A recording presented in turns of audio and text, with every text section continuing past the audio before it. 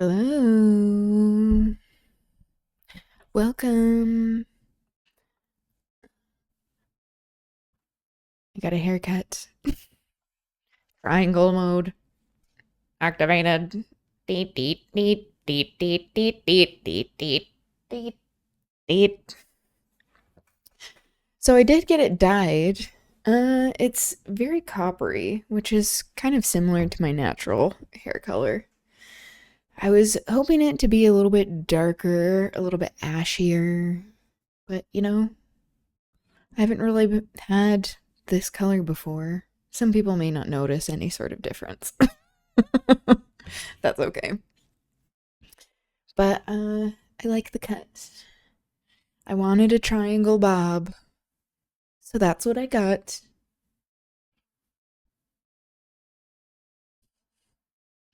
Hello, Stuart Little is my son. Thank you. You're a good support. We were talking about this before I went live, but I think it'll be better for me growing it out. It'll still maintain a triangle shape. I was saying how in the hair studio there were stylists that were walking by looking concerned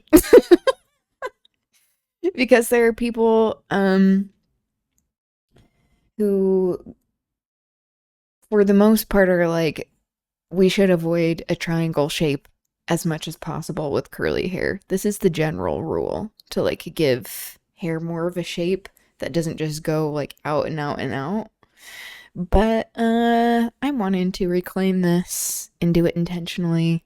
And then when it was all said and done, I like reassured them because they're like starting to look at the stylist weird, like my stylist, and they were like is this what they're wanting? And I'm like, no, this is what I want. I asked for this. Like, okay. And then at the end, they're like, that's cute. And I'm like, trust the process. Anyway, I know what I like. Sometimes. It's another day, another stream in fascist America. The United States of America. Welcome to whatever this is. An attempt at providing a... Oh, what a smooth start. An attempt at providing education, advocacy, and a little common sense in this digital wasteland. I'm Aubri Devashrayee. Jesus Christ. I don't even know how to say my name. Well, that is something I'm used to. People not knowing how to say my name. Out of the Indian subcontinent. The Desi diaspora. Alright. Today I'm doing a little bit of a shorter stream. I got started a little bit later just with getting my hair done and also just trying to take it easy, not feeling the greatest. So it's going to be shorter, but I still wanted to get a stream in there. Oh, I forgot to do this. I'm all jumbled. That's okay. It's a human experience here, I guess. Welcome to the people who are interested in creating a better world, who would like to build connected, human-based systems outside of these oppressive ones. You are welcome and appreciated. Namaste to you. It does not mean that we are doormats here, that we don't call out bullshit. We have robust discussion, engage in good faith criticism. But for the people here who have ill intent, may you receive what you give. A curse be upon you. All right. I don't have a funny video for today since I got started later. But I did want to be talking about witchcraft, continuing what we have been talking about, but especially with yesterday. There's this video from Intellectual Media that is called A Black Woman's History of Hoodoo, Conjure, and Witchcraft, especially as we have been talking about like witchcraft being viewed as this demonic type of practice by especially the Western colonized world, how these definitions of witchcraft often come from political agendas to justify stealing of land, extracting of resources, especially from indigenous people, and also to justify oppressive conditions, and how any sort of like indigenous tradition is viewed as demonic, particularly by the Western powers that are using religion as a cudgel to justify all of this bullshit. I did want to highlight where there is power, in where people believe there is power and place power, and how witchcraft and its practices are very vast and diverse, but especially in modern day, and historically, it has been for many groups of people a way to resist oppressors. So embracing tradition and practices, and also it's like, if you're going to be calling us witches, well, we might as well be engaging in some magic to help organize and fight against the oppression that's happening. That was not a very articulate way or organized way to open the stream, but whatever. Who cares? All right. Shall we get into it? Also, I did not announce I was going live on social media. I just couldn't be bothered today. I didn't want to open that up. There you go. All right. Let's share this, though. I did want to share the channel of Intellectual Media. Please go follow, subscribe. I guess just subscribe because this is YouTube. Anyway, let's see what this has in store for us. I have not seen this before. I've only seen clips of Eve's Bayou, but I do need to watch it.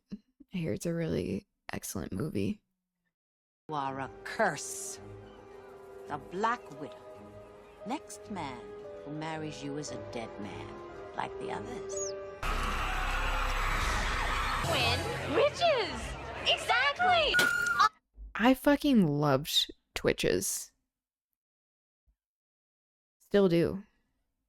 Occasionally, I will watch it around Halloween.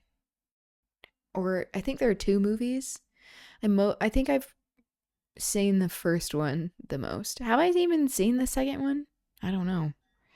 Second one, is this where they're playing more tennis? Or is that the second? Anyway. Oh, you nasty bitch! Yes, cleaner than anything you've ever touched. Powers of water and intuition, hear us! Next needle I use will put a hole in your heart. There are other ways of opening you up. I grew up on white girl shit like Charmed and Sabrina the Teenage Cracker. I didn't know that there even were black witches. As it turns out, I'm an heir to Tituba. She was a house slave in Salem. She got a demon in her. My granddaughter had a demon in her. They're everywhere.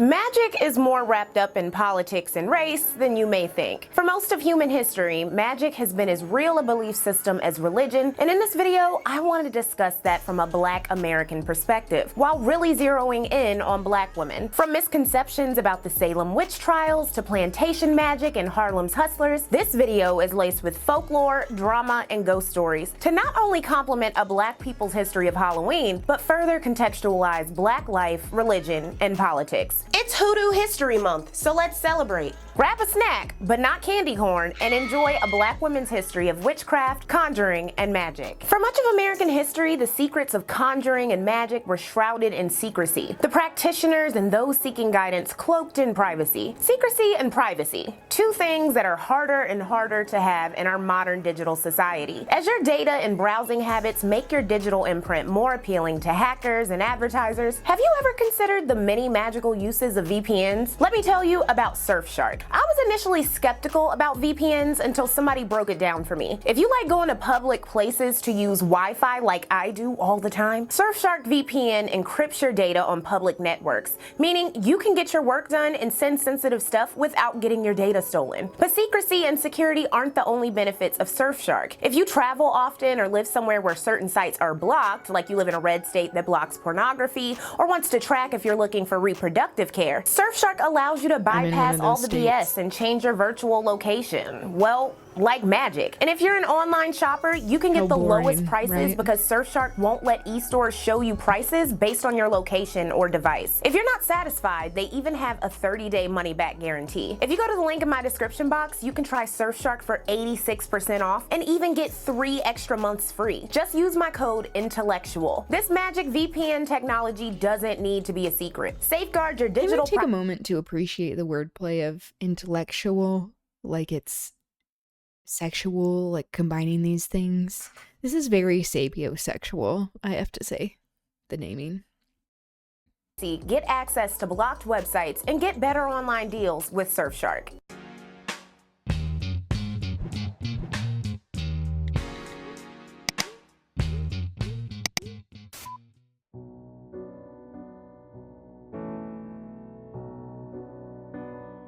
One of the most inescapable misconceptions about Black women in magic is that a central figure of the Salem witch trials was Black. However, Tituba, whom Elizabeth Hubbard and several other girls accused of witchcraft in February 1692, was actually an enslaved woman, likely from South America. However, there were 2 Black servants named Candy and Mary Black who were accused of witchcraft. Black people were less than 1% of early New England, and the highest concentration was in Massachusetts. Bostonite clergyman, witch hunter, and writer Cotton Mather described Black people in 1706 as the Negro Christianized. Very many of them actually worship devils or maintain a magical conversation with devils. And all of them are more slaves to Satan than they are to you, until a faith in the Son of God has made them free indeed. Will you do nothing to pluck them out of the jaws of Satan the Devourer? This call to convert Black people, and also the indigenous people, was strong because it was assumed that all non-Christian religions were demonic. White observers noted the use of magical talismans and charms of protection, divining, and a belief in ghosts as further proof that Africans worshipped Satan and were demonic. I hurt nobody. Who doth? I do not know, said Mary Black, who was accused in April 1692. She was wearing a pin in her neckcloth and was asked to remove it and repin it. When she did, several of the afflicted cried out they were pricked. Mary Walcott was pricked in the arm till the blood came.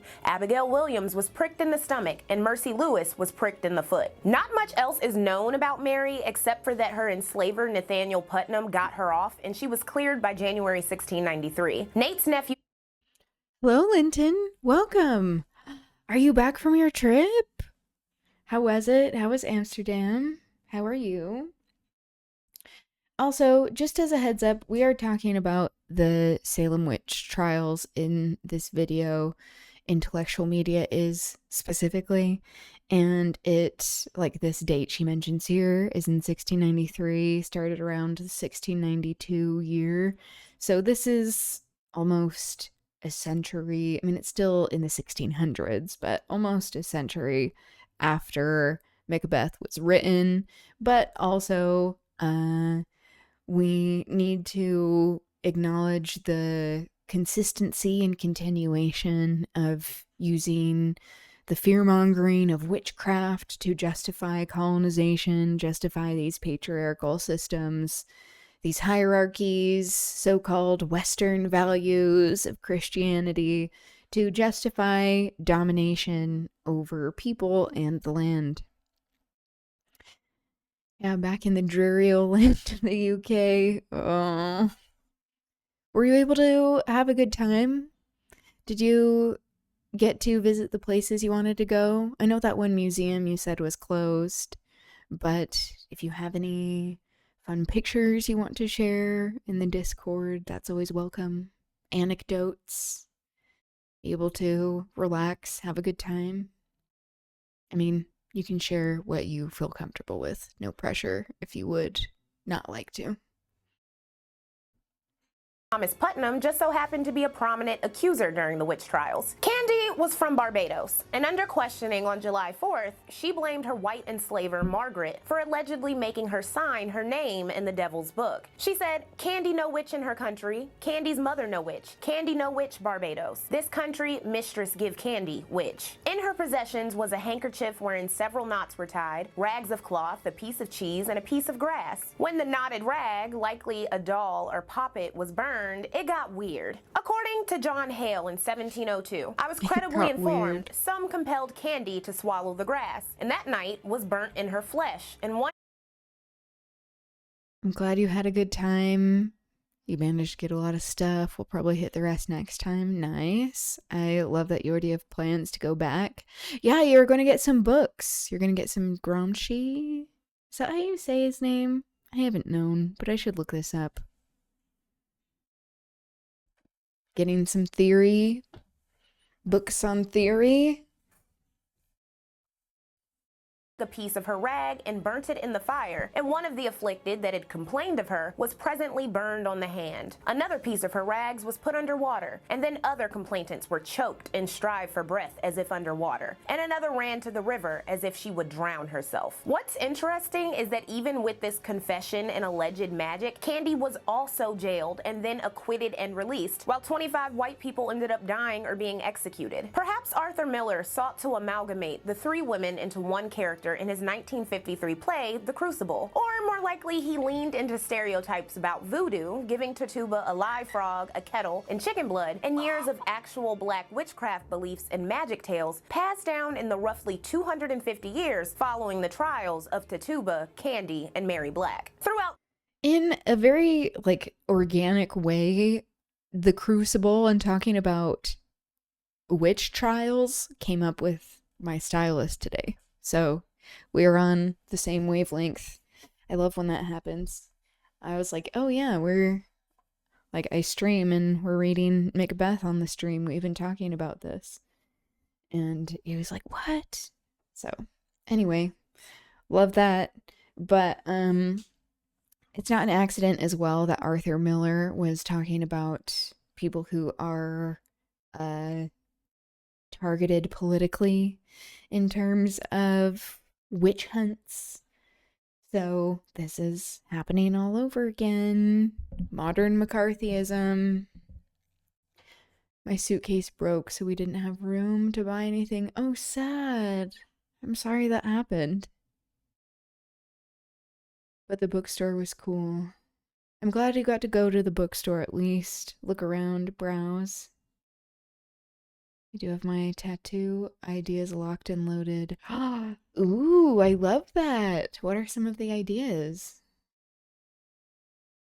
slavery, there were black people in and outside of the community believed to have the power. The power was known by different things in various regions and times. In the 17th century, it was cunning men, conjurers, and witches. By the 19th century, you were more likely to hear hoodoo, emerging in print as early as 1870, and root workers. Some people performed tricking, aka casting spells. People who trafficked in misfortune with their powers were trick doctors and witch doctors. If you hailed from Florida, South Carolina, or Georgia, you'd hear conjure doctors, wise men, two-head doctors, longheads, and double-sighters. Perfect names for healers. Among the black populations in Louisiana and Mississippi, you'd hear about voodoos, wangiteurs, and horses. No matter what word was used, the people who were believed to be available for injuring or destroying enemies, getting rid of rivals or undesirables, softening hearts, winning or holding love, breaking up homes, calling the absent, getting jobs, dodging the law, protecting property, detecting criminals, gambling, collecting debts, disciplining servants, stopping trains and steamboats, producing fertility or barrenness in women, promoting crops, controlling weather, foretelling the future, and locating lost and stolen goods, water, and buried treasure. Oh my God, that's a lot of responsibility. By the way, that quote was from the really excellent Black Magic, Religion, and the African American Conjuring Tradition by Yvonne P. Chirot. Even more Ooh, that book looks very interesting. I would love to read that. We do have an ad starting in 3 seconds. Glad to hear you're okay. I am doing all right. I got a haircut today, so my triangle mode, my triangle bob is activated, which is what I was wanting. So I'm happy with that. I do have like a copper-y color, maybe more coppery than what I was wanting. I was wanting more like to have like bluish tints, I guess like ashy. That would be a better way of saying it. Cooler tones.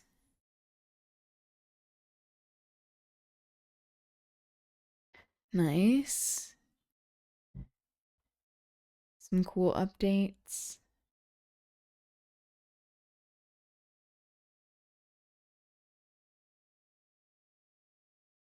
Yeah, also, I am not great at being very quick to respond to things over any sort of technology.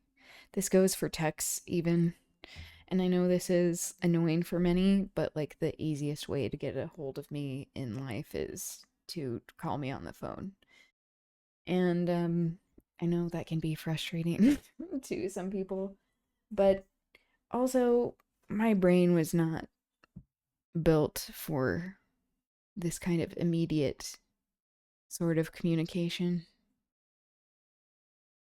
Which is one of the reasons why, like, with streaming, there is, like, you are getting answers in real time. I don't know.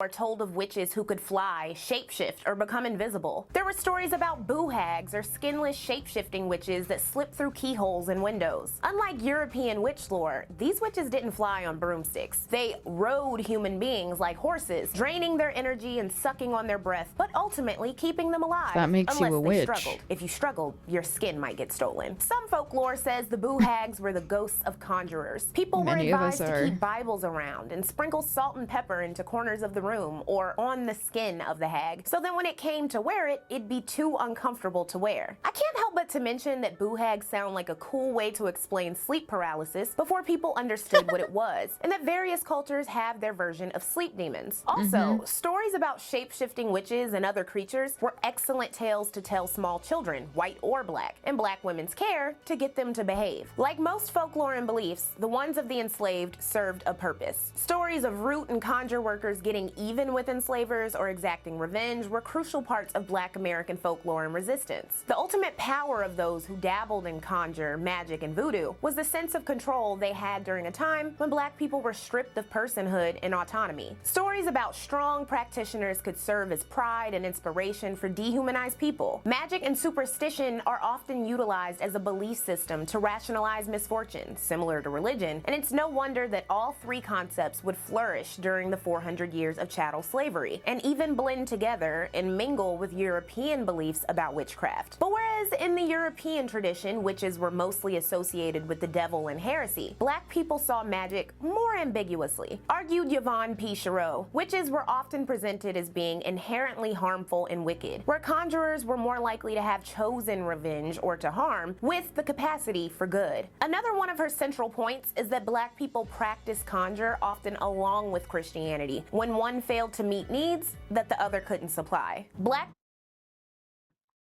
Wanted to get commemorative tattoos in the cities I've been able to visit, but also wanted to get something political. Ooh, local worker symbols, imagery. That's cool. Yeah, if you have any ideas for this, feel free to share, like in the Discord.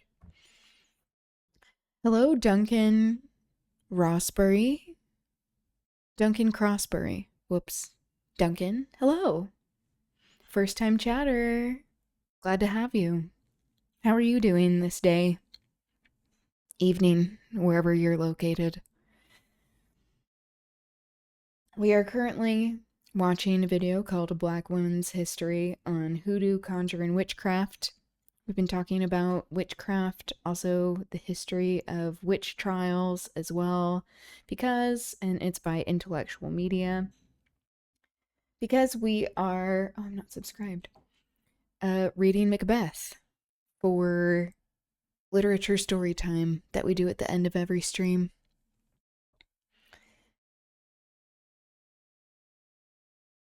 Vaguely remember Duncan. Very cool.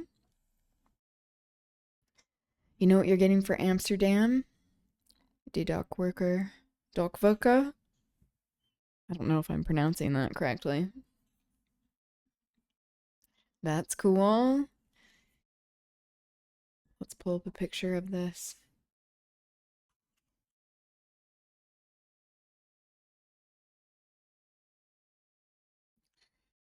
Doing well. Some racist guy was going off and kind of annoyed me, but otherwise the day is good. I'm sorry you had to deal with that. That bullshit. Fuck racists. Should have fought him. As Boonso says, it's legal. It was online. Yeah, sometimes it's hard to know if, like, okay, we're picking and choosing battles. Especially if there are some people who are not going to, who are determined not to see your humanity or the humanity of others, that, yeah, sometimes it's best to just not entertain it. A statue from a big general strike. Ooh. Memories of the February strike. Okay. Most people are pleasant, so I just ignore the bad ones and talk to the nice ones. What an optimistic worldview. I love that. I do think that there are a lot of people in the world that, like, we do have more in common than what separates us, but yeah, it's good to protect your energy, understanding where that's going, that it's just not worth it sometimes. Okay, so this is what you were talking about, Linton. Very cool. You may have to copy one of the tattoos from last week's character design. Ooh, I love the one of the tenant union organizer. Oh, of the flag, because that character has tattoos. I think that's what you're meaning. You were chatting with a white nationalist earlier. He somehow didn't see the correlation between Hitler's Madagascar plan to deport all Jews, Hitler's grand conspiracy that Jews were organized, and Hitler's idea that Jews were invaders. Yeah, I think there's a lot of it just like goes to show bigotry and discrimination is not rational. And so, like, not being able to connect the dots, I think one has to do with a lot of privilege in many ways, of not being forced to think about things. And two, that, like, it takes a certain amount of curiosity in order to want to learn about things as well.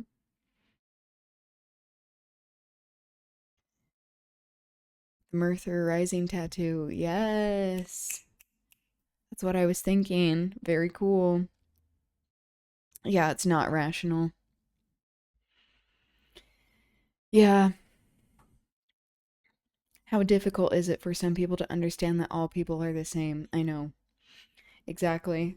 And yet, and this is why, like, what we talk a lot about here is how all of these things are just so connected and, like, can't be separated from past political agendas and current political agendas, that it is much easier to convince the masses that there is some sort of quote unquote other to be pointing fingers at, so that it's all of this infighting within the working class rather than us addressing the people who are creating these systems of inequality, the propaganda to begin with, because they don't have numbers on their side. They don't have hearts and minds that they have to rely on pushing people to believe in their worst inclinations. And it's just, yeah, not a rational thing. It's propaganda and brainwashing. But you would think it's like, oh, that should be a basic. Just maybe we should care about people. Maybe humans should be viewed as human beings. But apparently, that is an extremely radical idea these days. And, you know, throughout human history, as long as there have been powers trying to create and justify hierarchies of human dignity, with the trajectory we're on, they'll be forced to connect at least some dots. Yeah. Especially when it comes to like economic pain, that a lot of the time people are not forced to do this kind of shit until they start experiencing things personally. The rest can be connected manually by the rest of us. Yeah. One of the first recorded instances of xenophobia was during ancient Greece, wherein they created a second tier of citizenship for immigrants and blamed them for problems whenever there were crises. Yeah, I think that's a good example, especially, or like in the Western world, especially, of this type of xenophobia, but also, like something that we do here is working on decolonizing history or having a decolonizing lens in whatever we're talking about, but how people want to claim that like democracy started in ancient Greece. And it's like, you know, there was slavery in ancient Greece. How is that actually a democracy? You know? How can we justify that when there have been many indigenous communities and societies that have had much more of what is considered democracy, in actually answering to the will of the people, even if it has been like representative democracies. So, another aspect of decolonizing. May I explain my situation as well as request mutual aid from your community? Yeah, go for it. Pastors were noted to dabble in conjure to aid their flocks and would be the majority of the reported conjurers in the 18th rarely and 19th ever century. define what is uncivilized besides those people are not like us. Yep, and some other stereotypes. Yeah, and especially when it comes to like uncivilized, who is considered civilized, it usually is this way to create the other, like what you are saying, to justify taking over land, occupation, having the extraction of resources, this non-consensual domination over a people, erasure of people through genocide and ethnic cleansing, that a lot of the time it's justified through this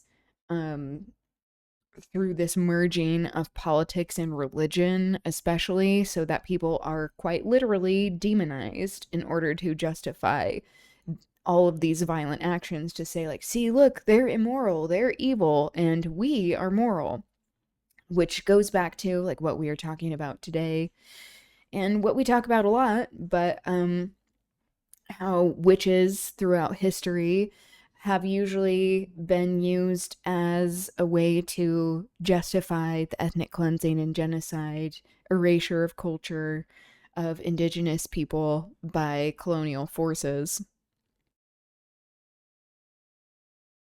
We all know Balfour's Declaration, yep, in the Palestinian context, but damn, that motherfucker's work runs deep. His Aliens Act from 1905 was abhorrent. Yeah, yeah, and it's like, it's not like the people in power, fascists, capitalists, colonizers.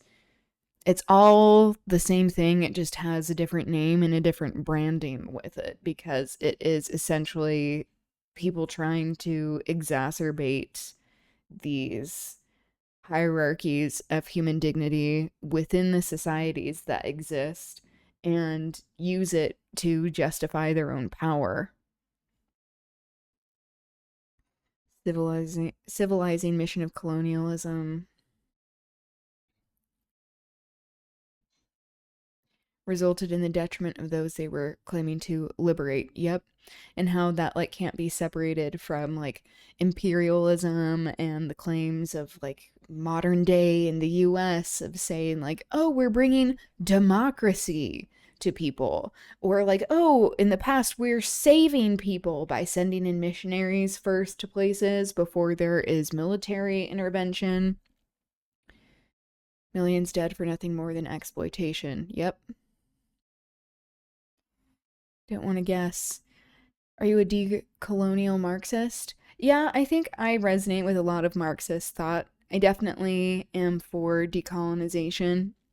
But here is something that I talk about is like, um, yeah, like it's necessary to have a decolonizing lens in whatever type of thought because I am definitely on the left.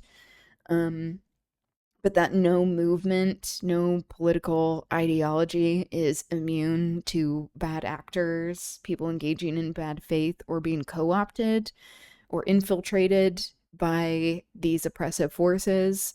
So just like also keeping that at the forefront. Some context of the Aliens Act. Ooh, this is a good find. Thank you, Linton.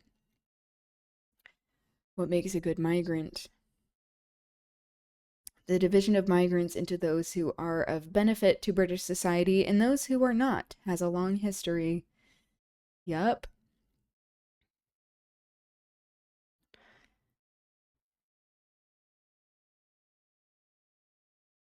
And you're providing some context, Aliana.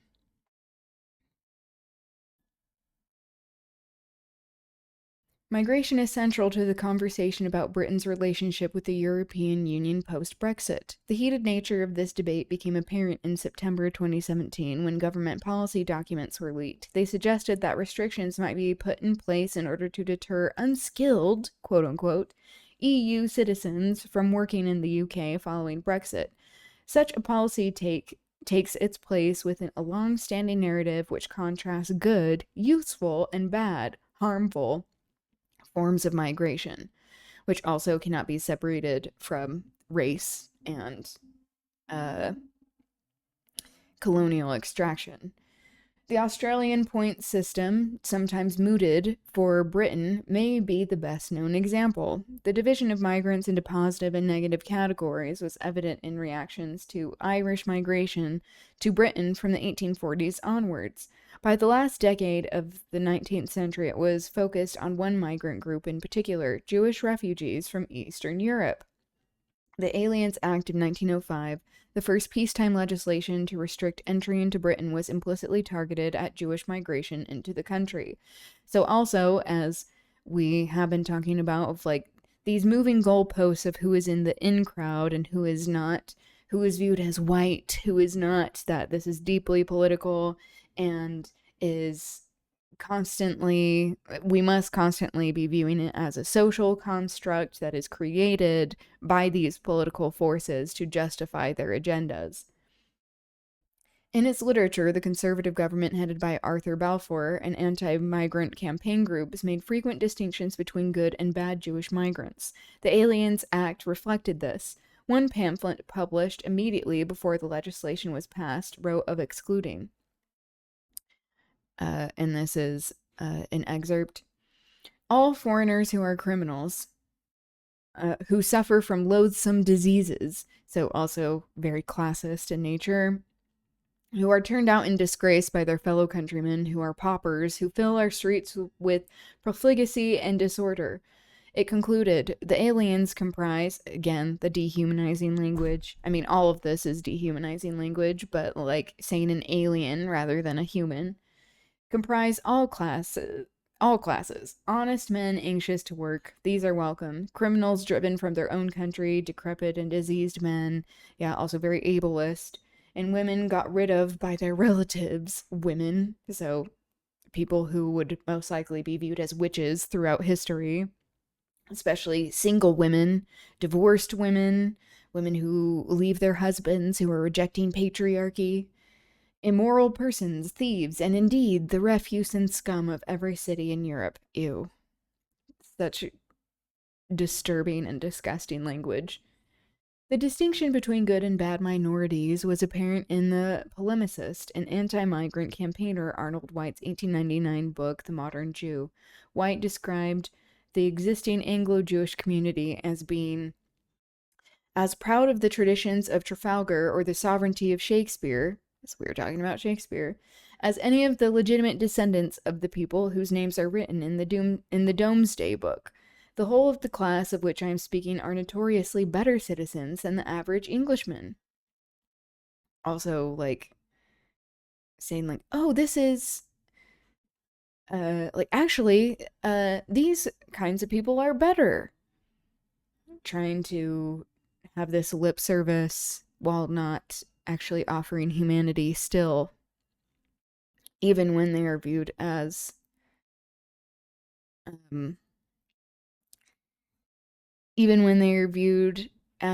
being more preferable. Be careful with messaging.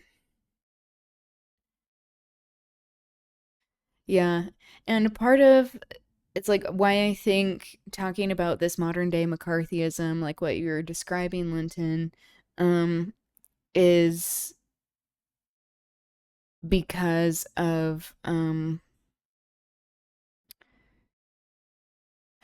this cracking down on any sort of resistance movements.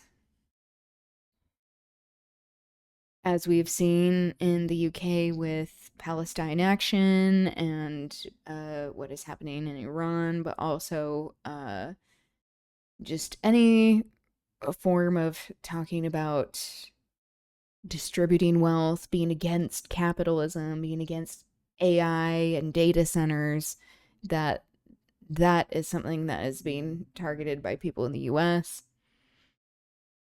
Yet at the same time, White attacked contemporary Jewish migration in the most intemperate language, referred to the expulsion of 1290 as a precedent, and wrote that immigrants from Eastern Europe menaced the English Jews along with the rest of their fellow subjects.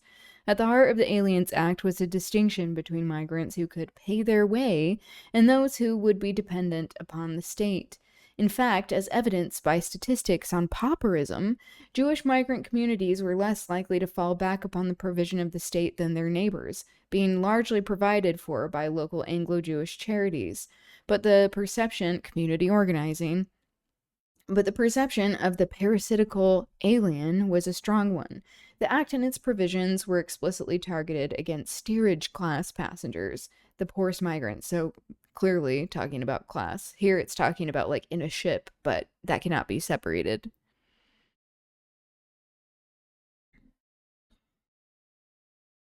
The contrast was not confined to the right. Divisions of good and bad migrant groups were also apparent on the British left. At the TUC conferences of mid-1890s, there was heated debate over the need to prevent the entry of migrants working in trades and industries in which a proportion of native laborers were out of work.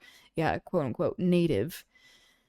By the time of the Aliens Act, however, the position of the socialist and trade union movements had shifted. Some on the left condemned the economic discrimination apparent in restrictions on entry being linked to wealth. In one 1904 pamphlet, The Foreigner in England, H. Snell wrote, "If you are a millionaire, you are welcome in Park Lane, but if you are a Jewish tailor flying from injustice and persecution, you are not welcome in England at all."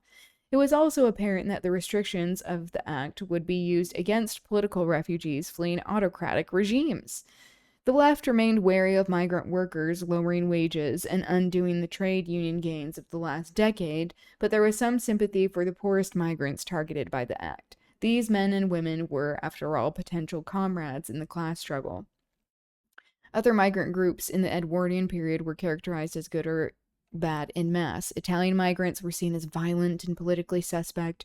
German and French arrivals were generally depicted in positive terms, although both communities were connected with economic competition in certain trades and, again, political radicalism. Chinese migrants were associated with the opium trade and depicted as a demographic threat. The 1900s were the high point of the paranoia surrounding the so-called Yellow Peril. This narrative of where migrants stood in British society was transformed by the First World War. Germans and Austrians in Britain, who up to this point had been portrayed positively, were now suspected of disloyalty and worse. Families were broken up, with one partner, Russian or Polish, abruptly classified as a friendly alien, and their spouse, German or Austrian, an enemy alien, liable to internment. A new migrant group appeared, Belgian refugees. There was a significant amount of public sympathy for them, at least for the duration of the conflict. At the same time, there were sporadic outbreaks of violence against migrant groups in British cities during the First World War, against Germans, Jews, Chinese, and in 1919, after the war had concluded, against African, Caribbean, and Asian servicemen. The dichotomy of good and bad migrants was, and remains, fluid and subject to external factors. Yeah, this is incredibly true and important. The ways in which migration and the position of migrants in society are perceived is constantly changing. The period between 1899 and 1919, as in our time, illustrates how subjective these labels can be. Yeah, that's a great find.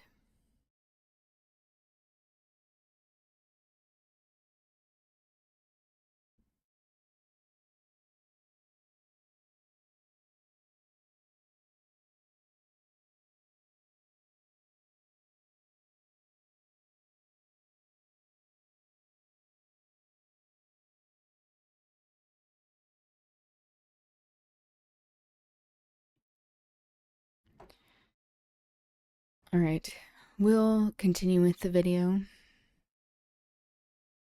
Were appalled, with one folklorist calling their practices a horrible debasement of some of the highest and noblest doctrines of the Christian faith. Women, meanwhile, who were rearing and helping deliver children, seeing to injuries, and providing emotional labor, used a plethora of items, tricks, and rituals to provide care to those around them, barter for goods or services, or make a little money on the side. In New England, a woman named Chloe Russell made bank divining the future. She was born in 1745, allegedly near Sierra Leone, enslaved and sold to a man in Virginia. After using her powers to help him find $60,000 his dead uncle had hidden, he bought her freedom and paid her $500. She then used the money to start a fortune-telling business and buy a house, making her one of 6 black women in Boston to own property. She used her profits to buy freedom for other enslaved people, according to a hotly debated biography in her 1827 dream book. Dream books had been around for centuries, giving interpretations of nighttime visions and guidance, but in the 19th century, they were books by white people featuring racist depictions on the cover, like old Aunt Dinah. However, a real Chloe Russell did live in Boston at the time and owned property. Yeah, racist depictions of black people, of Roma people, of people who were actively being colonized, especially people from like Southeast Asia as well. Excuse me. A lot of Orientalism, anti-blackness. Balfour's Alien Act, that mentality still exists, is privilege, the difference between an expat and an immigrant. Yeah. Yeah, exactly. Of, of like this idea of like who belongs and who doesn't, that it is deeply political, with people, these powers that be, having their own agendas of like, oh, we want to take over this land, or we aren't getting along with this type of government because we feel like it threatens us. So we then have to demonize, quite literally, the people who are coming from these places in order to justify our discrimination against them, and to make it so that we are sending a message to these other powers that they should be afraid, or that their people will be treated in a particular way, and it just can't be separated from all of these agendas that goes back to a lot of the time colonial projects. Yep, refugees didn't take away affordable housing, rich landlords and greedy politicians did. Love. That is a great picture. I'm looking at some of these stickers too. Amazing. Yeah, this is an example of like what the people are saying when you see stuff like this, of like, we the people, in the actual sense of like most people on earth, people in the working class who are not in the 1%, have, we do have a lot more in common in what we are experiencing, our material conditions, and also how you can see with street art, with the ways that people are resisting and protesting, that people are feeling the pain of global capitalism.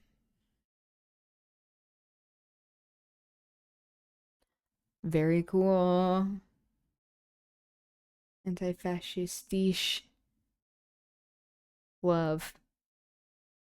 Speaking of stickers, yeah, this is my favorite thing to do in going anywhere, really, is to see like what street art is around, sticker slaps, to see what the people are saying, because that's how you can truly understand what the vibes are like in an area. I think it doesn't mean that each place doesn't experience its own issues, but that's how you can really tell like what kind of resistance efforts are in the area. Very cool. Thank you for sharing these pictures. I'm loving them. Leaning on her publishing the book herself, or at least having a part in it. We'll be back to divining and fortune-telling later. The white planter Charles Colcock Jr. alleged that conjure women predominated in black communities in the coastal regions of Georgia and the Carolinas. It's no coincidence that this is where Gullah Geechee people lived. Because of a certain level of insular autonomy, the Gullah had more traditions directly from Africa. Cures like the life everlasting plant were given with magic utterances to add supernatural power, and also placed around the home to ward off spirits and harm, and they erected bottle trees to capture malevolent spirits. But everywhere, the enslaved heard or knew of people who were described to be born with the gift, or in Frederick Douglass's description of Sandy Jenkins as a genuine African, and had inherited some of the so-called magical powers said to be possessed by the Eastern nations. Sandy gave him a special root to carry in his pocket while fighting his white master, and won. Staple ingredients for conjure workers included rabbit's feet, the bones of a black cat, red pepper, hair, nails, skin, bodily secretions, and roots like High John the Conqueror, which was often utilized in pouches known as mojo bags, gree-gree, lucky hands, and more. They were worn secretly on one's person for protection, and also served to create fortune in life, love, gambling, or money. Conjurers employed various practices and fetishes with roots in Africa. Fetishes were items at the center of spiritual life, like divining objects, talismans, charms, or vessels believed to be holding spirits, like gree-gree. Gree-gree, from the Mende language meaning spiritual force. Back in pre-colonial Africa. Okay, the captions are abysmal, so just calling that out. It's not Gregory, she's saying Gree-gree.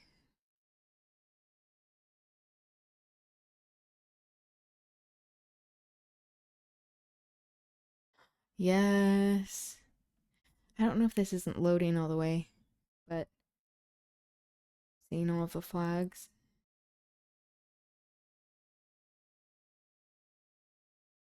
Maybe I'll wait for it to load. People treated their charms with care and even provided offerings. In America, conjurers included Bible verses on their charms or fed them with a little whiskey or corn liquor. And various WPA narratives discussing folklore beliefs of formerly enslaved people describe pouring out a little liquor for spirits to keep them at bay. This practice, called libation, has existed since ancient Egypt and has been common throughout the world. Years later, describing an incident in the early 1930s, Mrs. Emmeline Hurd of Georgia told a story in which a man's sweetheart died in a buggy gotcha. accident next to him and began haunting him when he took his next sweetheart near where she died. Do you know that horse stopped right in front of that house and wouldn't budge 1 inch? No matter how hard he whipped that horse, it wouldn't move. Instead, he almost turned the buggy over. She said that he was then advised by an old slavery time man to pour a quart of whiskey around the buggy to make the haunt leave, which worked. One Patsy Moses of Fort Bend, Texas, said she learned tricking from her enslaved father and mother, like how to make a good charm bag. Many of these kinds of items were found at excavated plantation sites. It makes sense that immediately after arriving into America, healers and conjurers who were pinnacles of their tribes and villages found similar ingredients or practices to take care of themselves and others. So conjurers were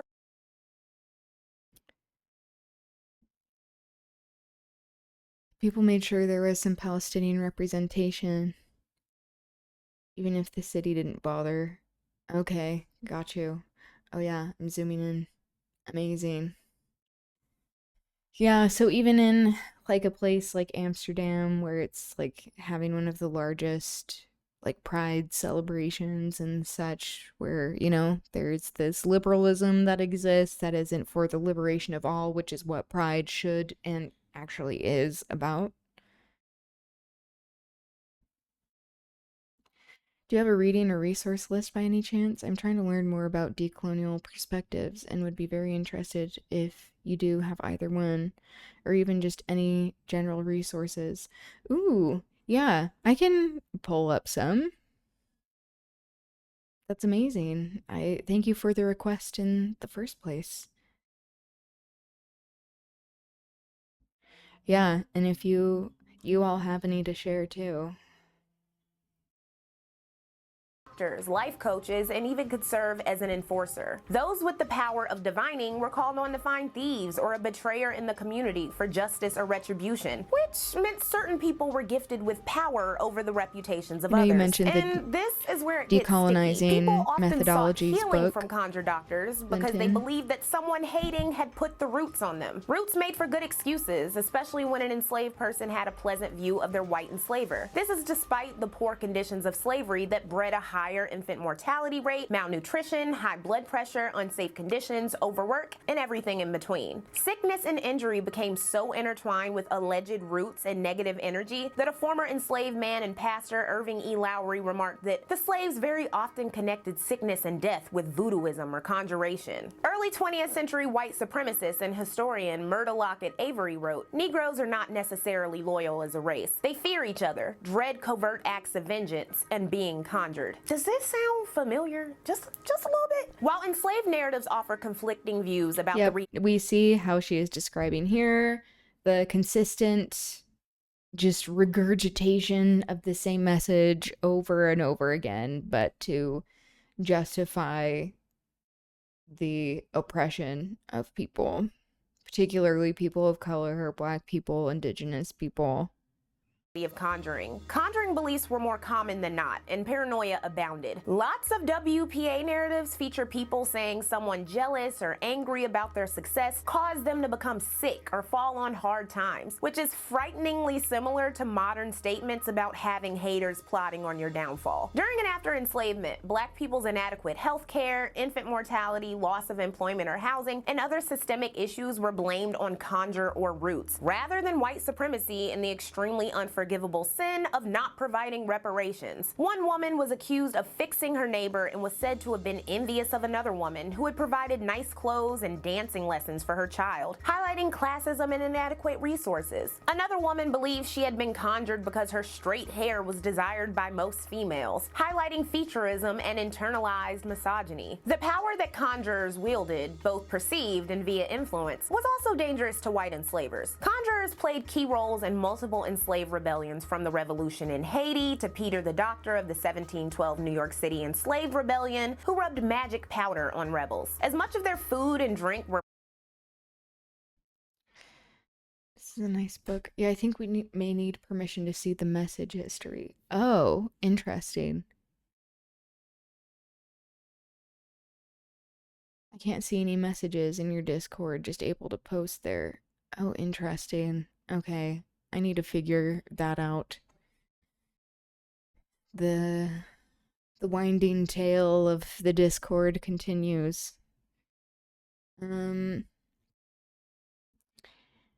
on decoloniality is also a good one.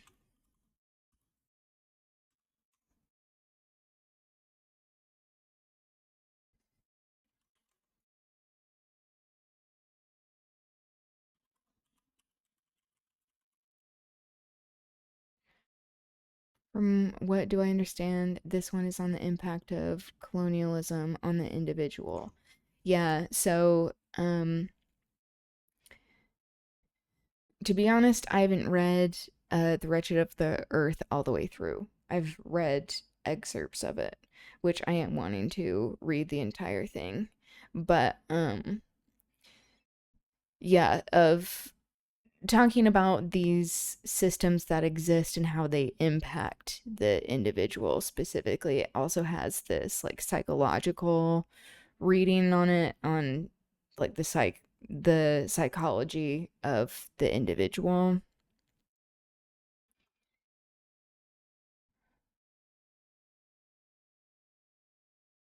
Yeah, and I think like most writers who are coming from a decolonizing lens of like that can be pretty apparent quickly.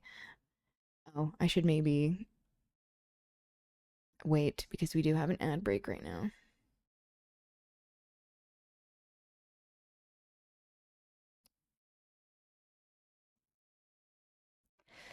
I know I also need to do more reading of that book, like just read it all the way through and just read even more of Fanon. Paired by the people they callously dehumanized and bought and sold, whites were always terrified of poisonings, which were frequently linked to black conjuring, provoking South Carolina to create a law in 1751 that banned the enslaved from teaching others about the knowledge of any poisonous root, plant herb, or other poison, with the punishment. If I'm just starting, should I start from long form content or reading? In my mind, those are kind of the same thing. Of like, I tend to think of reading as long form. If you're referring to like articles, but or if like we're talking about like videos to be watching, really like whatever you are preferring. I know that theory itself can be pretty dense at times, so sometimes it's nice to be able to get someone who's like explaining it beforehand. I'm gonna find a couple of creators and share some of their stuff that you can watch if you're interested. Yeah, I agree, Linton. It's like, especially when you have people in academia because of it being like this class thing, and especially types of words that aren't particularly accessible to people, that it can get pretty convoluted at times.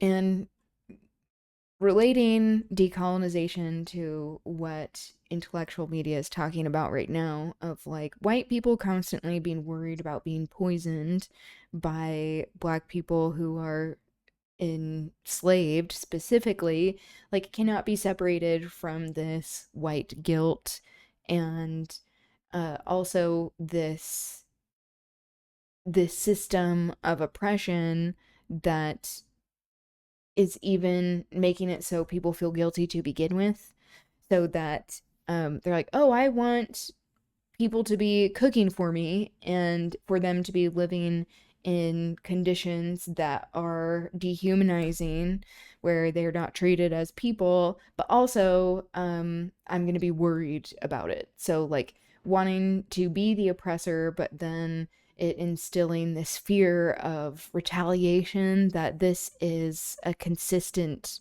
paranoia of whiteness, but any sort of oppressors, where like I am Indian, and this has been a justification for abolish, or it was especially a justification to not abolish the caste system, of like, well, what if the untouchables are going to rise up and exact revenge. It's like, well, then maybe you shouldn't be treating people so shittily. How about that? This is Revolutionary Suicide by Huey P. Newton. It touches on, that's a really great one. Touches on quite a plethora of ideas. It's a great recommendation. Death. But what about Louisiana and voodoo, which inspired the word hoodoo, but is not the same thing? Back in Africa, voodoo was the religion of tribes living in present-day Benin, or Dahomey of West Africa. It was also practiced amongst people in modern-day Togo, Ghana, and Nigeria. They took their beliefs, particularly worship of the ancestors, with them to Haiti and the Caribbean when sold into slavery, creating the Afro culture and religion voodoo, which incorporated the Orisha, or spirits sent by the Supreme Creator. The religion grew in the absence of white colonizers after the Haitian Revolution ended in 1804. In Spanish and French New Orleans, meanwhile, West Africans had been developing their own culture since 1719, known as voodoo, which I know is confusing, but it was different. And they did this with way less connections to African divinities because of the presence of whites. In 1809, approximately 10,000 Haitians arrived to New Orleans and changed the city's demographics, and their voodoo fused with voodoo to become voodoo, aka the Afro-Creole counterculture in southern Louisiana, and a common term for African diaspora beliefs of magical practices. Because voodoo ceremonies had empowered Haiti's enslaved population to fight back, it became synonymous with enslavers' worst fears about slave superstitions and possible violent conspiracies. In 1817, the city of New Orleans authorized Congo Square, which contained the city's enslaved population on their Sundays off. This was for surveillance, making sure the voodoo practitioners, who were often there surrounded by dancing, eating, and drinking, weren't going to harm the city, the slave trade, or the elite. One of the most famed practitioners. Yep. All about surveillance, wanting to control people, and making it so it is difficult to rise up. It's written really colloquially. Yeah, that's a good one. There's a creator on YouTube that I really enjoy. His name is Rohan Davis. Here's a video where he is talking about people who say that colonialism was good for India. So he talks specifically about the relationship of being Indian or Desi, which is more of like the ethnicity, like Indian being the nationality, Desi being like a shared ethnicity between like many areas in Southeast Asia. So he talks about that specifically, especially in relation to the Western world. But I'm also gonna pull a couple of more people who cover theory on maybe a broader basis. That's not to say that like what Rohan does is not applicable to other ways of decolonizing. Ooh, you're Indian? Cool. Are you currently located in India? Do you have or where is your family from?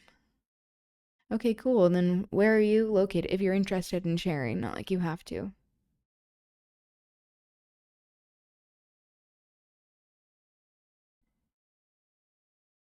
Time, Marie Laveau, was known to work her skills at Congo Square. Well, she and her daughter, the second Marie Laveau. Marie I earned a reputation of being able to harm people and protect people from harm with her rituals, specializing in romance and business quarrels. As a hairdresser, gossip and client coaxing made her able to appear all-knowing, and ultimately a very powerful harborer of secrets for the New Orleans elite. Whites and blacks alike would go to her for business. Judges wanting to win elections, a woman wanting to discredit another woman for the attention of a man, she did it all. However, she usually charged whites and helped black people for free. Her daughter, Marie II, followed in her mother's footsteps by becoming a voodoo priestess. Whereas Marie I was usually kind and only vindictive when the situation called for it, Marie II allegedly relied on the fear of her subjects to remain in control, though she reportedly provided aid during the yellow fever epidemic of 1878. She would prove to be adept at voodoo spectacles, however. Even though Marie I died on June 16, 1881 at the alleged age of 98, 1978, Okay, sightings of the nice. voodoo priestess would continue to be seen for years to come. Some of these Welcome. can be attributed to Marie too, who didn't die until the 1890s. However, sightings of Marie Laveau continued until as late as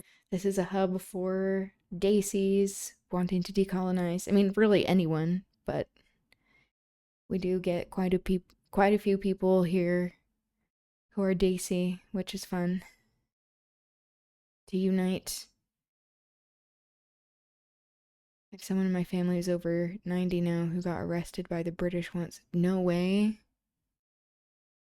He was in the RSF. Oh.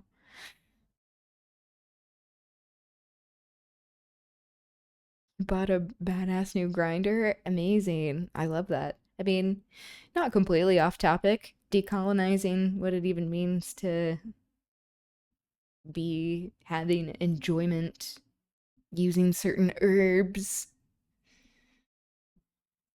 1918. Urban legend says that drawing an X on Laveau's tomb and leaving an offering of money, candy, or white rum 3 times will earn you a free wish from her. By the way, Laveau never sat for a painter or had her picture taken, and this portrait regularly used for her is not actually her. Throughout the late 19th century, voodoo was sensationalized. Nationwide after enslavement, when Reconstruction was a hotly debated political issue, newspapers began describing hoodoo and voodoo in frightening terms. Said one in 1873, voodooism is simply the worship of the devil. In Louisiana, accounts of white journalists experiencing wild orgies and voodoo at St. John's Eve ceremonies around the bayous of Lake Pontchartrain began in 1869. While voodoo practitioners were making a killing from the white thrill seekers who watched the dancing, drank alcohol, bought coffee and gumbo, and sometimes sex, stories about what went down were partly fabricated and featured things from interracial orgies to cannibalism. Male voodoo practitioners were also linked to rape in the white media from the 1870s to 1880s. Wrote one New Orleans news editor in a story about voodoo, "The Negroes of Haiti have had the absolute government of themselves for 3/4 of a century, and every desirable element of civilization almost has been wiped out in the decadence of the island under Negro rule. Failing to mention Haiti's massive debt to France and international embargo and sanctions." Expounded another, documented by Michelle Y. Gordon, voodoo was proof that without the influence of slavery, Haitians fall back upon the superstitions and habits of their ancestors. Black newspapers warned that white ones were intentionally distorting stories about voodoo to foster mistrust and disgust of black people. As Reconstruction ended, black voter registration plummeted, and white supremacist Democrats consolidated by the end of the century. And those wild voodoo ceremony news stories faded and were only brought up as proof of Reconstruction's failings. In the years to come, voodoo, the religion and culture, would come to be erroneously conflated with hoodoo. Yeah.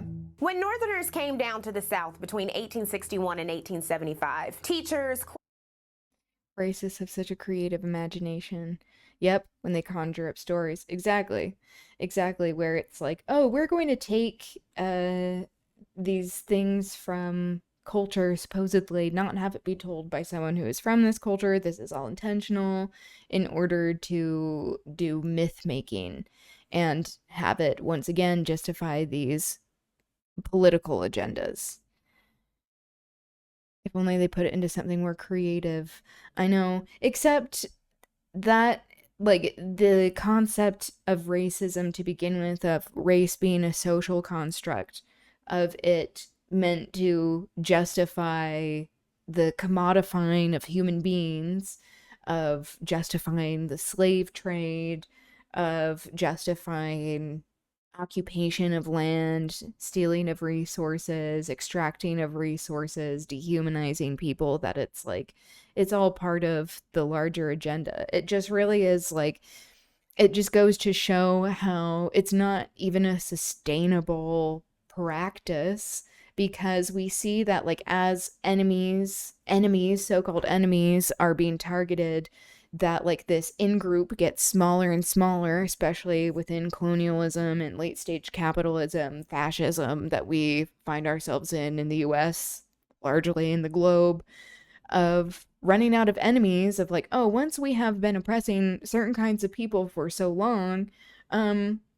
that we see that all of the infighting happen and this cannibalization of who is considered to be in the in crowd because they are constantly worried about their position. So just as intellectual media is talking about this white guilt and paranoia of worrying about being poisoned by the people that they are oppressing, the same thing goes for like people who are at the top of these hierarchies constantly being paranoid of being like, oh no, people are going to take me down. It's like because they realized that they were willing to do whatever it took to get to their position, and that other people are like them, who they are surrounding themselves by, who they are protecting. But it's not about even like seeing the humanity in each other. It's always about protecting the power and class.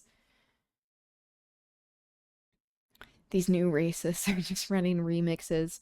Yeah, they aren't even like being that creative. Like in a previous stream, I think it was yesterday, because we were talking about the King James Bible, where King James, because we're reading Macbeth, we're reading Shakespeare, where there are witches in Shakespeare that Shakespeare wrote Macbeth to appeal to King James, who was Scottish and who also wrote a book on demonology, who wanted and got the King James Bible printed to justify his political agendas.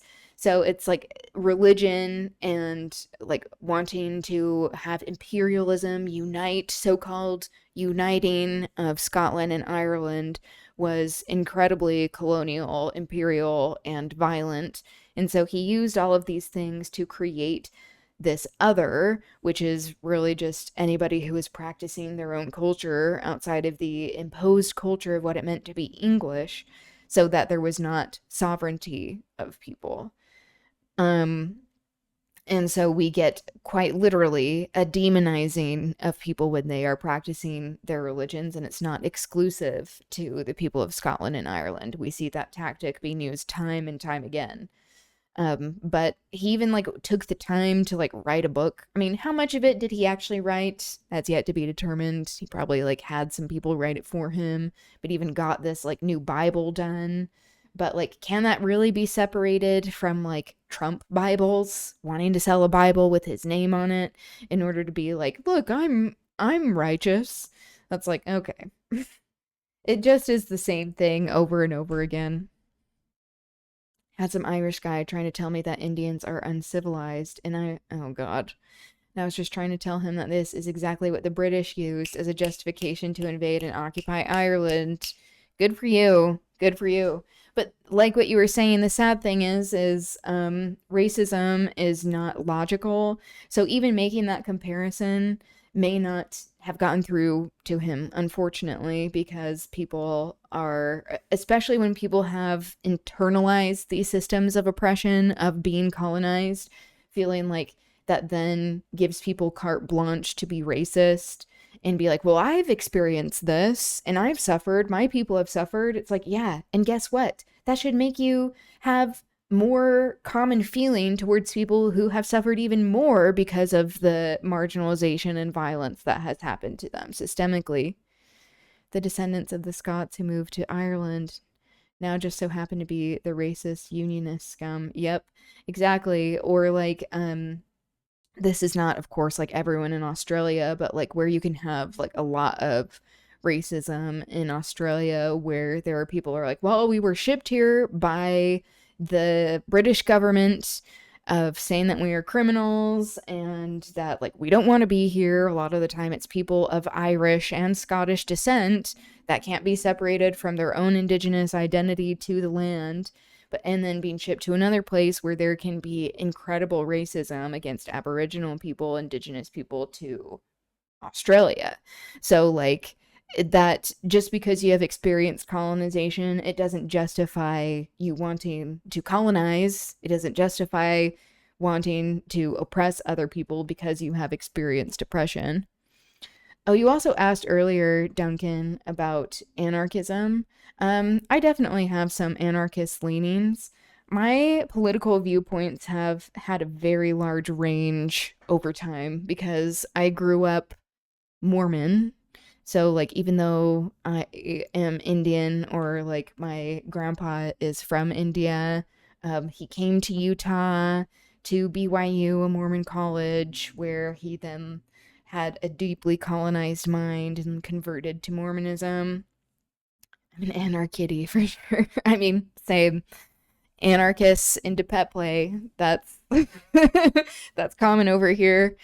Where so growing up in Mormonism, it is incredibly white supremacist. It's a Zionist religion. It is deeply, I already said white supremacist, but sexist, like all of these things, of being brought up in a way that was incredibly conservative and having a very long trajectory of deconstructing these systems to be more leftist. Keep me like a Mormon. Yeah, exactly. So I think for a while, like I had like being conservative, then being more liberal. We do have an ad starting in about 20 seconds as a heads up. Being more leftist, being kind of like a reformist, but then also seeing how like these systems and like, you know, being more tapped into decolonizing theory, being like these systems are doing what they were built to do, and that like some things need to be broken down. I'll also, just in case that ad is going for Duncan, not continue that spiel. But, oh, whoops. Clicked on a different video. I think this is a video I've seen before.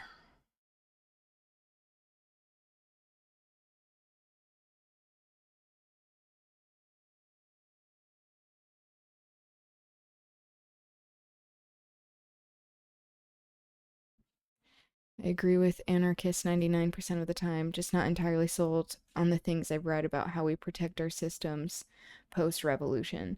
Yeah, and that can often be something that is difficult to even have common consensus on or have ideas for what exists after. Yeah, maybe I'll wait a sec for this ad to end. Okay, ad break ended. But yeah, it's like there is a very large diversity of thought within anarchism of you haven't gotten the ad? Interesting. Okay, that's what you were saying as well, Starbard. So I don't know what's going on with the ads, but hopefully I'm still getting paid.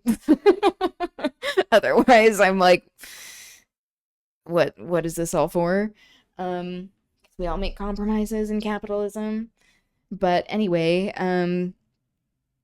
yeah, there is a large diversity of thought within anarchism where you can have some people of like right-wing anarchists that are wanting to have anarchy to build their own systems that are even worse than the ones that exist. You should make ads 3 minutes per ad. I'd watch them since it's you who gets the money. Okay.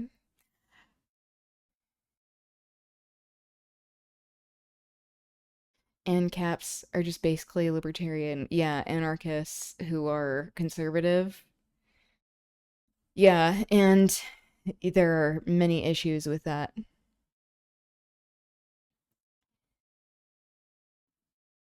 Yeah, I've been wondering about like the ad situation, if it's actually going through to people. Why communism is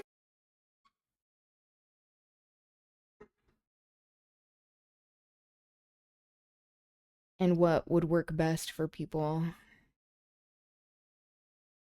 Maybe it is because it's the like minute one.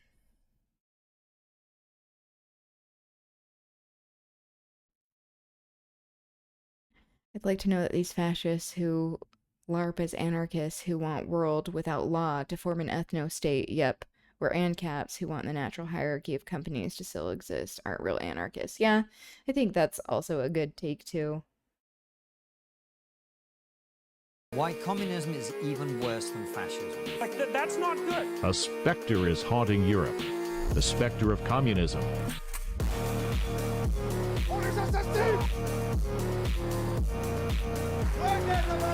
Music.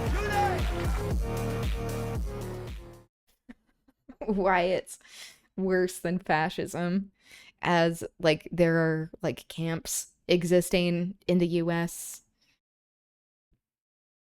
That's amazing.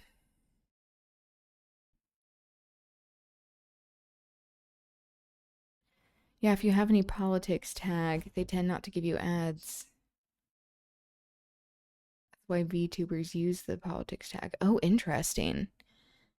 I need to look into that to be like, okay, so it's saying on my end that ads are going. I have them like turned on. So does that mean that it's not, they just aren't being shown to people?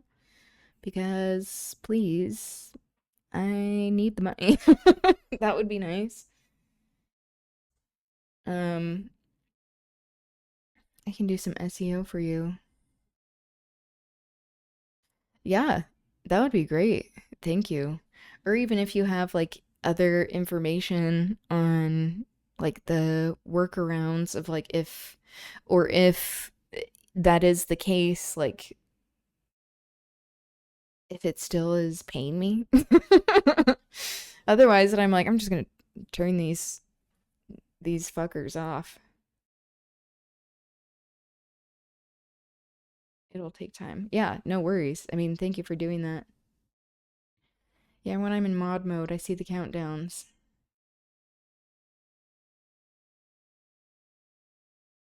Okay. Yeah, I've been wondering. To me, the people are absolute in their sovereignty, and there's nothing above the people. At the same time, that does not translate to that people are always moral, and that is where the issue comes often. Yeah, and why, like,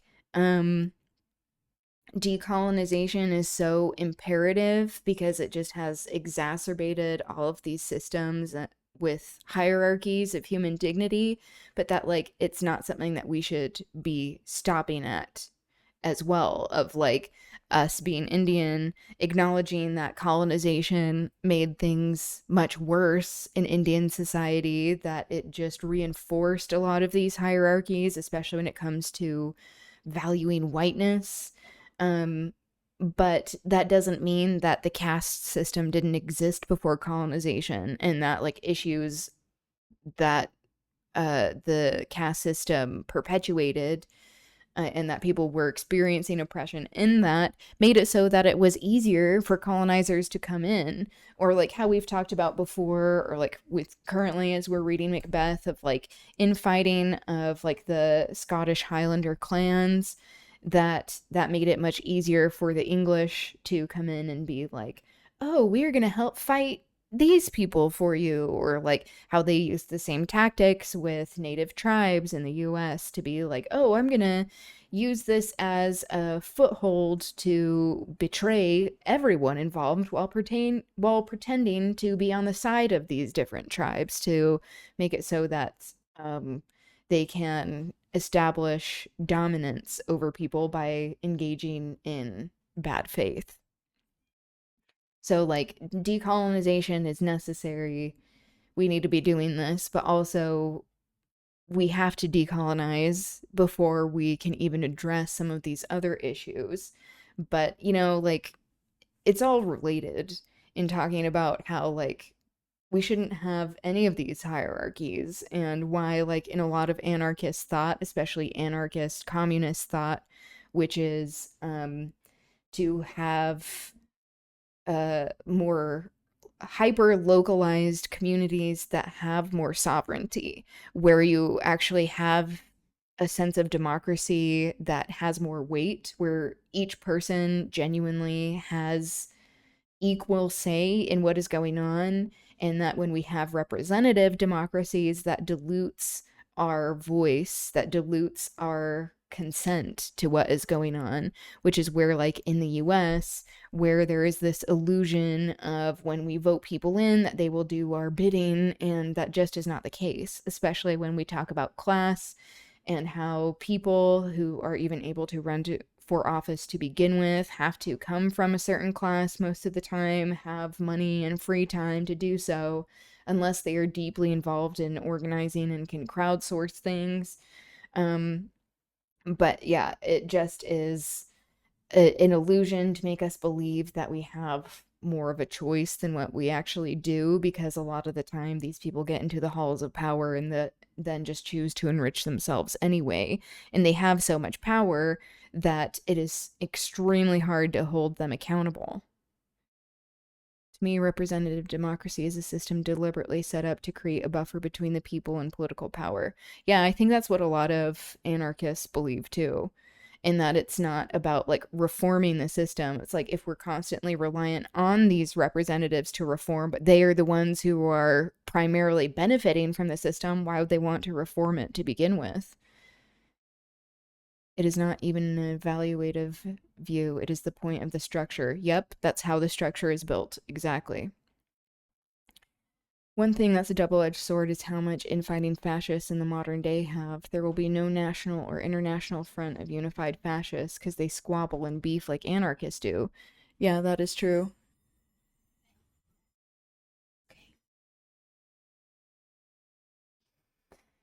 Yeah, that is true. Um, sure, there's coalitions like C18, AWD, O9A, but many fascists hate those three groups and their allies as they sex traffic humans. Yes, even some fascists hate sex traffickers, even though they're okay with regular slavery. Yeah, it's like many fascists can't agree on a lot of stuff, especially if they feel like they have some sort of personal connection, like they are personally affected by something. I don't think that's off topic. I think it is talking about like these systems that we're finding ourselves in, you know? I do feel like a vanguard is necessary, but I think it should be made up of randomized representatives of localized communities. Yeah, where it's like, um, if there is, like, especially if we're going to maintain nation states, which a lot of the time nation states are like deeply colonial to begin with, of like why we even have to make the distinction between like being Indian and being Desi, because like, especially in the Western world, Western colonized world, where, um, like in the US, people think Indian is a race. And it's like, no, that's a nationality. And so it's like even like deconstructing that bullshit where it's like all of these things happening with Bangladesh and Kashmir and Pakistan, where it's like we all like have a lot in common of like the types of food that we eat, the types of dress, like culturally, just what we do and like value, like with tradition, and how these nation states are the ones who are like pitting us against one another. But yeah, it would be interesting, like what you were saying, Linton, if we actually had um a sortition system that would be far more representative than so-called elections, because we would actually get people, like if it was actually randomized. That's the thing too. Like the people who are in charge now, I don't trust them to be doing things in a way that would be equitable by any means. But if there was genuine sortition with genuine simple random sampling of the entire populace, we would get by far more actual representation of the nation than what we have ever had, because it wouldn't be separating people by all of these elements of class and race. I thought Indian was a race. No, I mean, that's not something that is uncommon, you know, of like making that correction, which is why I'm even talking about it. Of like it's a pretty common sentiment, especially um for people living in the US or on Turtle Island, like in Canada, of like unless you are around many different kinds of Desi people, then it's easy to not make that distinction, you know? So what racial groups comprise India? Yeah, I mean, there are a lot of racial groups as well, which I mean, there is like race also being a social construct of like this difference between tribes that exist in India versus people who are not indigenous in a tribal sense. But there is this like racialization that can happen with people who are Muslim as well. It's an extremely diverse place, but I mean, you can probably speak more to that, Duncan, than what I can. Especially with me like deconstructing my own like Mormon upbringing and like understanding Indian history. That's something that I'm always wanting to learn more about. It's what the superstructure wants you to believe, right down to the current administration within India, with them wanting to centralize around the Hindutva nationalism. Yeah, exactly. Where they're wanting people to believe that being Hindu is synonymous with being Indian, and that just is not the truth. There are so many languages that are spoken in India. So like that's why there are a lot of people, and like you can also speak to this, Duncan, but like from what I understand, there are a lot of people that don't like to speak Hindi because that is a national language that is imposed and forced upon people in many ways rather than people speaking the languages of their states, especially when it comes to tribal languages. I would say Indians are quite nationalistic, but at the same time, regional structures do show more than regional identity.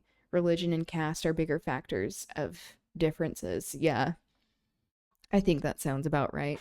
I think this nationalism also of like what was used to oust the British, oust colonizers, was co-opted by uh Hindutva actors, by bad actors, to say like, oh, now we need to make it all about the nation and not have people have this kind of individuality where they're using it as a way to suppress other religions and to justify caste. I knew of a white Canadian who is Hindu. Helps that it has no official conversion ritual. Yeah, I'm always interested in like white people who are Hindu. Sometimes I'm like there are like these yoga instructors. Um Especially as someone like where I did not grow up with a lot of Indian culture to begin with, or Desi culture. That is something that I've like had to reclaim, and often is like very healing, of course, to be like, wow, there are all of these things that were missing, or I like this and I didn't know that that was like very Desi to like peacocks. um but yeah, I can be suspicious of white people who convert to Hinduism in many ways, of like, do they realize of like the Hindu nationalism that exists in India? Or are they doing it because they like yoga? Do they even understand what yoga is about? Um, there is a poet, Allen Ginsberg, who was alive in like the 70s. He had his own issues as well, but like he converted to Hinduism, and like he'll use plenty of words in his writing and stuff, which like he has some really great writing where he like was talking about Palestine. He was talking about Trotskys, like Trotskyists, where he say like people who are like engaging in bad faith leftism, who are undermining leftist movements, especially. But like he was speaking out on many things like Palestine, like speaking out against the Vietnam War. Allen Ginsberg. We read a little bit of his stuff before. I haven't read his stuff on stream for a long time though. But yeah, he converted to Hinduism, and like sometimes he'll use some words that I'm not familiar with, and I get defensive.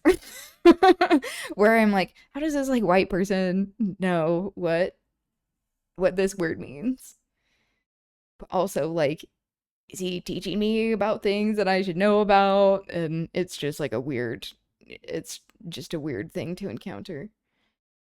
I think the most progressive outcome in the immediate future would be some sort of liberal, secular party taking power, but of course, anything is possible in the long run.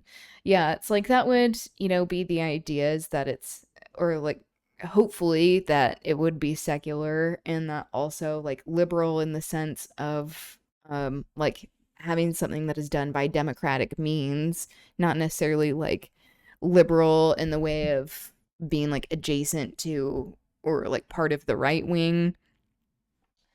Hi, Bug. Juniper came in to get a drink. I don't know if you can see.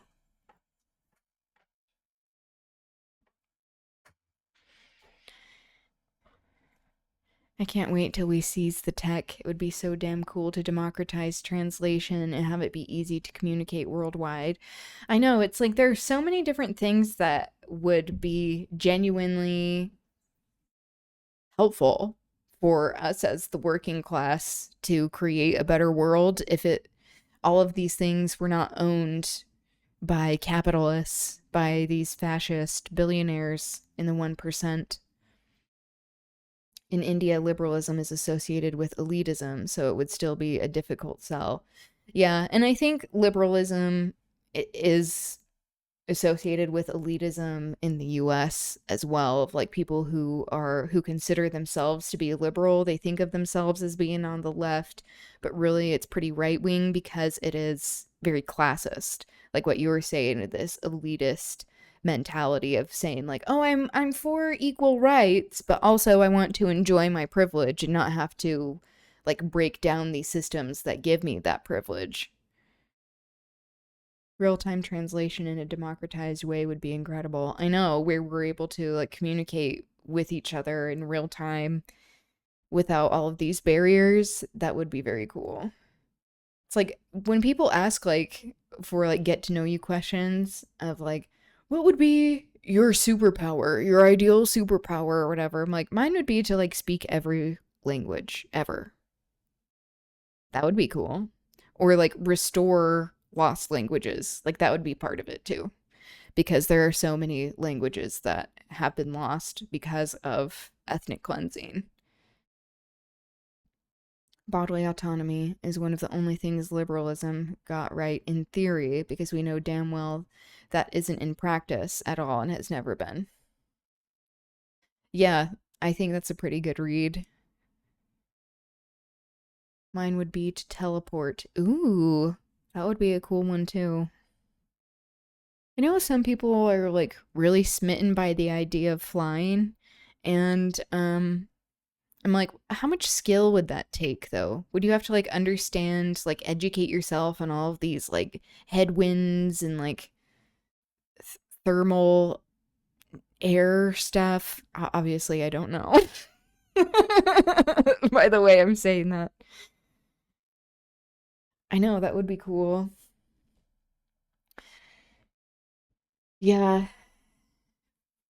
Mostly I'm like, I want to be able to read things in other languages, speak with anyone, and also like restore language. Like if people are wanting to speak a language, be able to be to give that. Hello, Water. Welcome. Welcome, Androgynous Water, fellow streamer, baby, anti-fascist.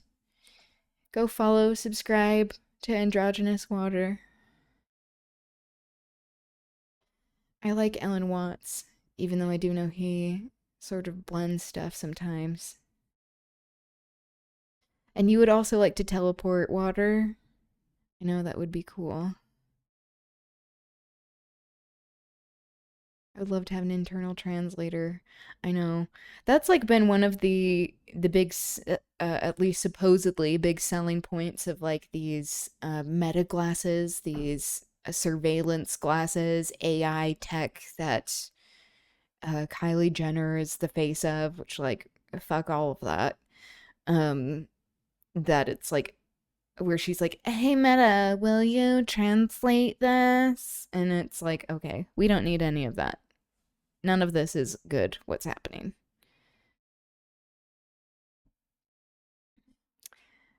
All right. Shall we continue with the video? How are things with you, Water? Cultural reformers, many were more keen to offer religiosity than material aid, while judging Black Americans as inferior beings who could be polished up with education and opportunity but still be second-class citizens. They also considered conjure to be evil, implying that they believed it to be real and superstition as proof of inferiority. They claimed the Black pastors, who wielded massive amounts of power, were too lenient about supernatural stuff. And I don't know if I'm familiar with Alan Watts, by the way. I'm looking up some of his stuff.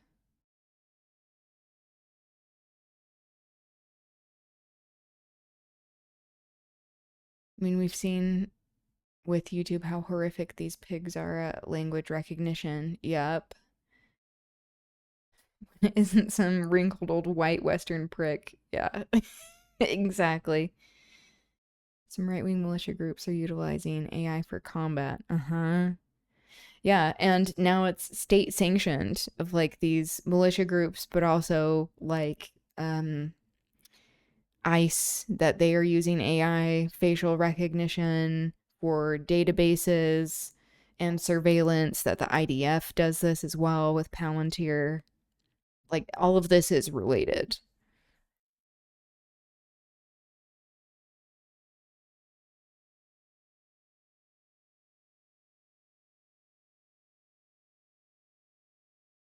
I need to check out his stuff. He has a very manicured beard. Very manicured facial hair. British-born American writer. Credited with introducing and popularizing Eastern philosophy and religion to Western audiences, Watts was widely recognized for his ability to convey ideas and perspectives associated with Buddhism, Taoism, Hinduism. Interesting. Yeah, it is interesting how, like, there can be people who understand these things and can speak to it in a way. I mean, I'm not familiar with what he talks about, but like how I was talking about Allen Ginsberg, another Allen, who I think is also practiced Buddhism, where they are able to speak to non-Western like religion and philosophy in a way that's helpful, but often get too much credit. Or like, it would be nice if we had people who were not white who were able to be honored and elevated for speaking to these things, you know? Interesting. I have some investigating to do. ICE is a paramilitary. Yeah, exactly. It's like one is state sanctioned, others aren't. But like, really, I wouldn't, like, there are probably many militias that are funded by the government, I would guess. And that many of them think that they're working against the state. But like, the leaders are not, that they are controlled, supposed opposition. ISIS staff is indistinguishable from these militias. Yeah, I mean, especially when it comes to like white power groups, that they're all, most of these people are like Klansmen. They're part of these white power groups that they have so much in common.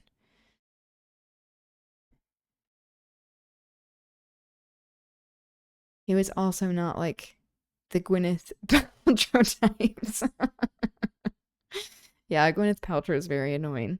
She's always been annoying. She hasn't been that great of an actor in my mind. And also, like, I feel justified in having, like, called this out for a while. And now that she's, like, openly selling real estate on Palestinian land, that's like, yeah, this is kind of what she has been about, you know?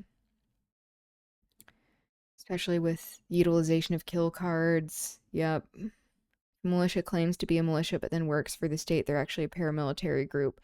Yeah, I think that there are many people who think they're part of a militia, but they're actually part of military groups. Yeah, kill cards where people will like send threatening cards being like, "Oh, we're watching you," or like after violence happens.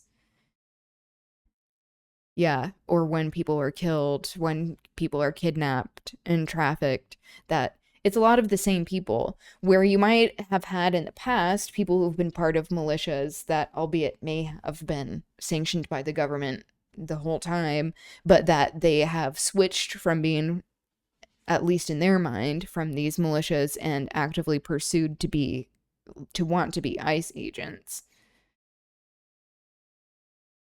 Yeah, and then they leave calling cards. Yeah, exactly. That's what they're doing. It's really like it's just evil, you know? But it's good, like how we've talked about in the past, to understand what their tactics are, to be able to look out for this so that we can better protect ourselves, you know? But really it's like not any different from what like a lot of Nazis would do in the Third Reich, what a lot of soldiers would do in colonizing armies, to like leaving like Bibles in places, or like Bible verses to threaten people, so that it was a way to intimidate and either make people conform, turn themselves in for some made up thing just by virtue of being someone who falls outside of the colonial system, or yeah, to just spread terror.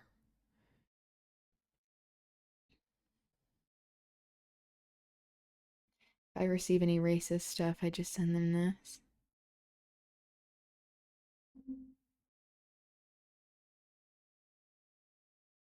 I don't know why it's not pulling up this article, but I have read this article actually.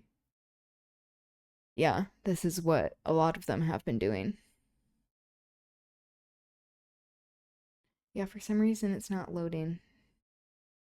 Oh, here we go. Yeah.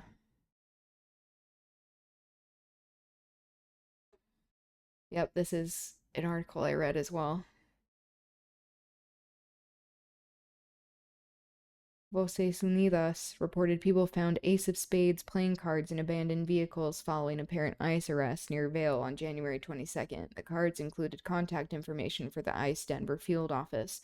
Yeah, where it's like a lot of the same people, especially now with the government being overtly fascist. Not like it has not been fascist before this administration, but how that people are now like with their white hoods on, proudly joining the government when they claim to be against government overreach and stuff to begin with. Those kill coins that are kept by the agents. Yep, exactly.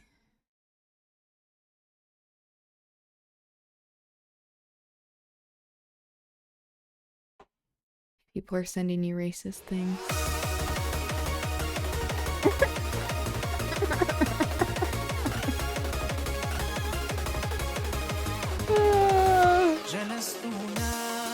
The Arabic version too. The rainbow.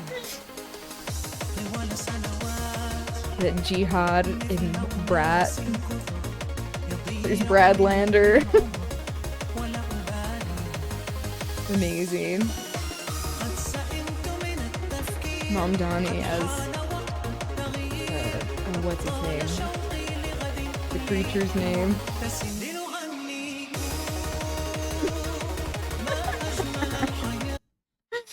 Amazing.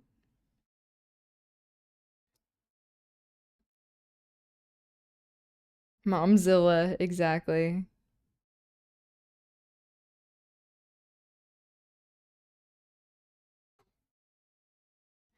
Oh, I don't have a SoundCloud account.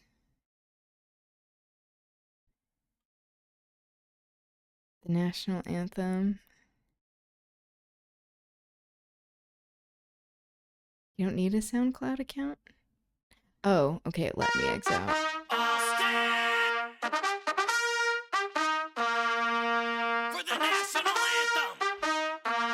little darky, also Indian.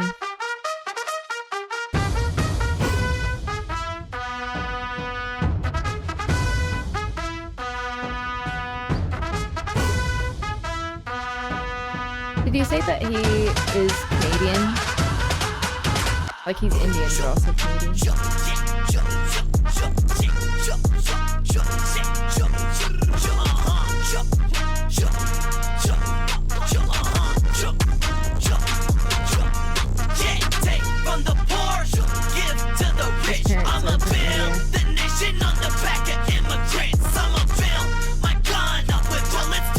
Okay, yeah.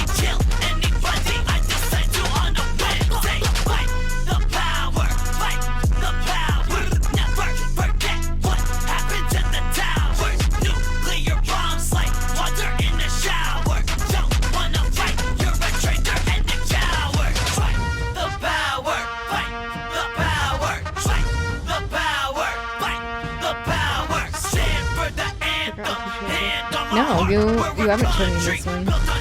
He has some good music though.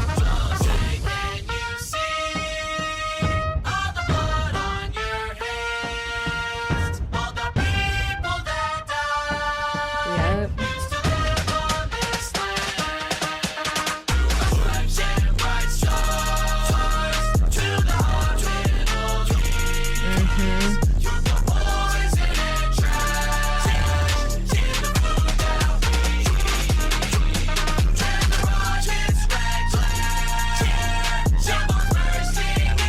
Yeah, especially with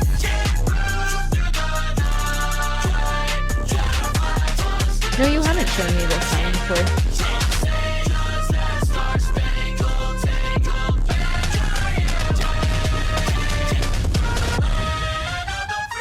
Yeah, this is new to me.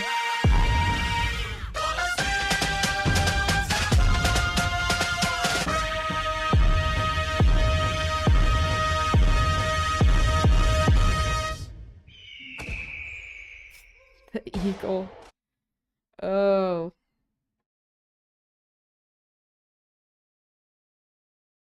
Anthem remixes. And Lupe Fiasco. Love Lupe Fiasco.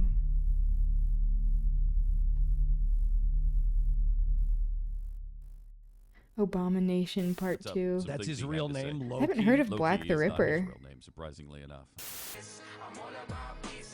It's an important line there. I'm all about peace and love. Yeah.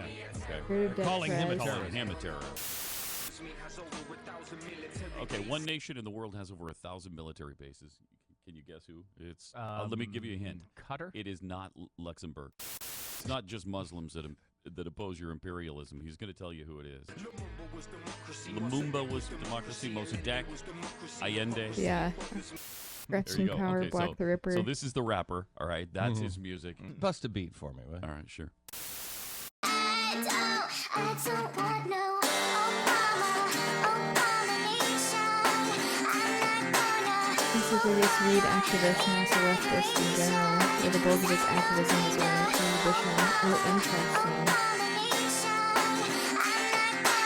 Limbo is a racist, Glenn Beck is a racist. Gaza Strip was getting bombed, Obama didn't say shit. After you divorce yourself from the right-wing propaganda campaign, it's all simple and plain. America stands the game. Your president got an African name. Now who you gon' blame when they drop the bombs out of them planes using depleted uranium? Babies looking like two-headed aliens. Follow the money trail that leads to the criminal, and nothing subliminal to it. That's how they do it. See the game they running. Give a fuck if he's cunning, articulate, and handsome. Afghanistan held for ransom by the hand of this black man, neo-colonial puppet, white power with a black face. He said, fuck it, I'll do it. A master of disguise, expert at telling lies. Then they gave him a Nobel Peace Prize. Should've known he was trained in Chicago. Word to Chairman Fred and Mark Clark. What they do in the dark will come out in the light like a WikiLeaks site. So I guess Nkrumah was right. Who's ready to fight? Last stage of imperialism, I ain't kidding. In the immortal words of Marvin Gaye, this ain't living.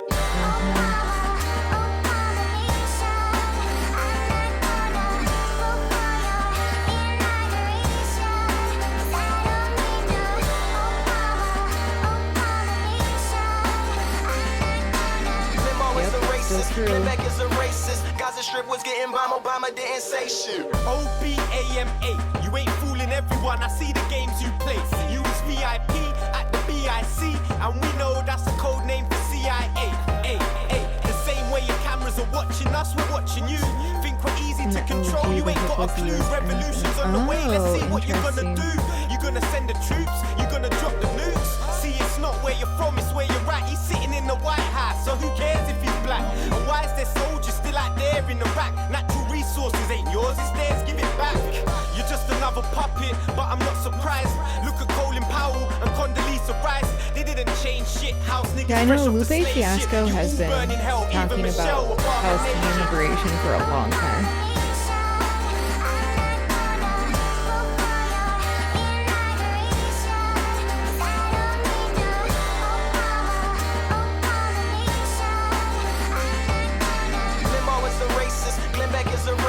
Gaza Strip was getting bombed, Obama didn't say shit. Was the bigger threat from Osama or from Obama? Military bases from Chagos to Okinawa. I say things that other rappers won't say, cause my mind never closed like Guantanamo Bay. Hope you didn't build a statue or tattoo your arm, cause the drones are still flying over Pashtunistan. Did he defend the war? He extended more, even had the time to attempt a coup in Ecuador. Morales and Chavez, the states are on the hunt for ya. Military now stationed on bases in Colombia. Take a trip to the past and tell them I was right. Ask Ali Abu Nima and Jeremiah Wright. Drones over Pakistan, Yemen and Libya. Is Obama the bomber getting ready for Syria? First black president, the masses were hungry, but the same president just bombed an African country like.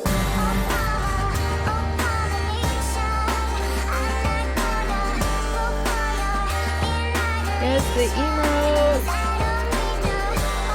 These are the emotes that Linton created. They're so good. Glenn Beck is a racist. Gaza Strip was getting bombed, Obama didn't say shit. The Jonas brothers are here. They're out there somewhere. Sasha and Malia are huge fans, but boys don't get any ideas. I have 2 words for you: predator drones. You will never see it coming. I don't think I've seen this moment. You think I'm joking? What? Yeah. Afghanistan. Yeah, all of these places.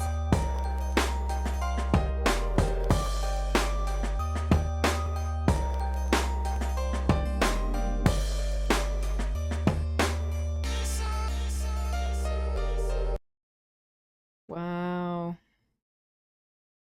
It's another good find. Okay. We'll watch this that you shared, and then we'll finish this video and get to the reading. I love these submissions. If you do have more that you would like to go over, I mean, you all always have good suggestions. We can go over them tomorrow for Culture Corner. Pete Seeger. As I went walking the ribbon Yeah, of this is highway, good.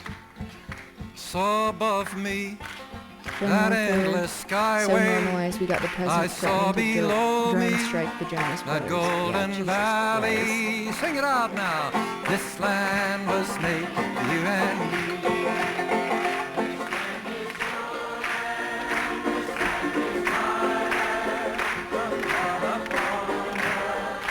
And get those other stuff compiled tomorrow. Yeah, that works. Yeah, and even if you're not able to do it before tomorrow for our stream around like 3-ish, Well, I roamed and I rambled, that's okay. followed my footsteps to the sparkling sands Don't of put their pressure on yourself, diamond but I do deserts. appreciate it. While all around me a voice was sounding. This version has lyrics in it, so nobody got You and me, everybody. What?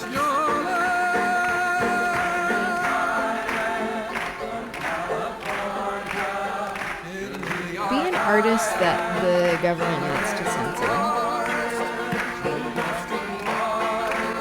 The Serene song. Yay! I love. Now, some of you are singing just beautiful, but we need a little harmony. All the high tenors, I love when and all things the come together in basses, that way. and the contramezzo sopranos. Everybody got it getting on us. I mean everybody. If there's anybody who's not singing, oh, people say, who are you?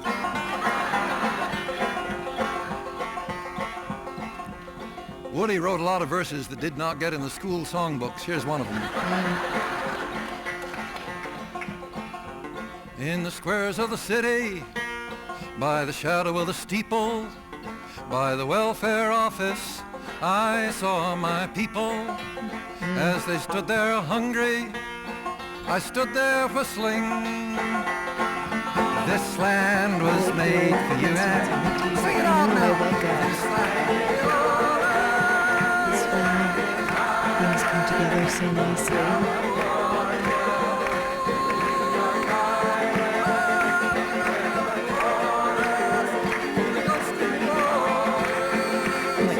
To, I feel, justify my viewpoint as well as many others. Like, everything's connected. Tried to stop me.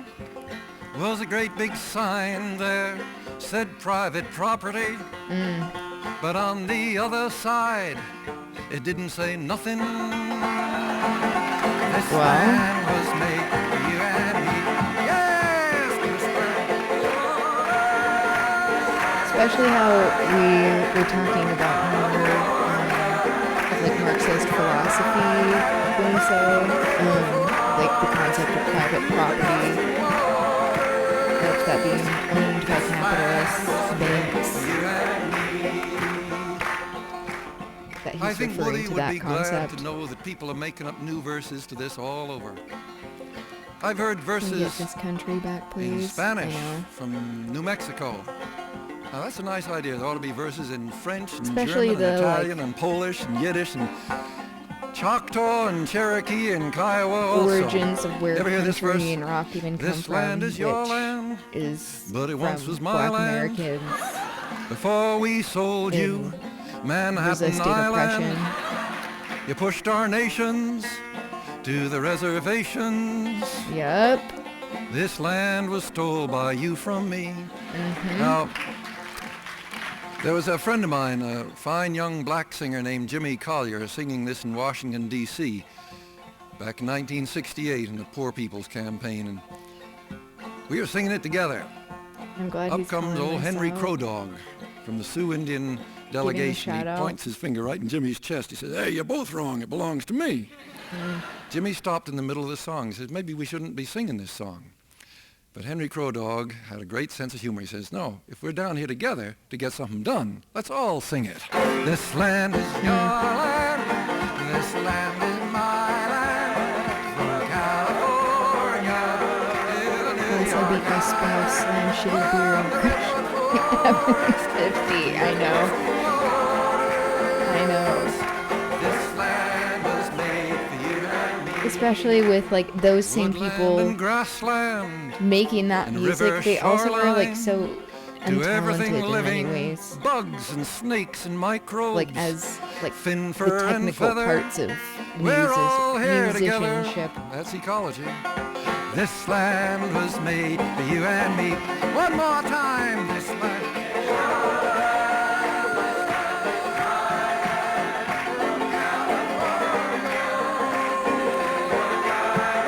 This is another great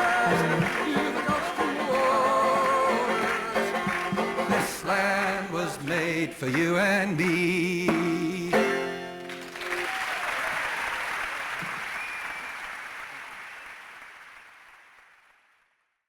amazing. Thank you for sharing. All right. Shall we finish this video and then get into the reading?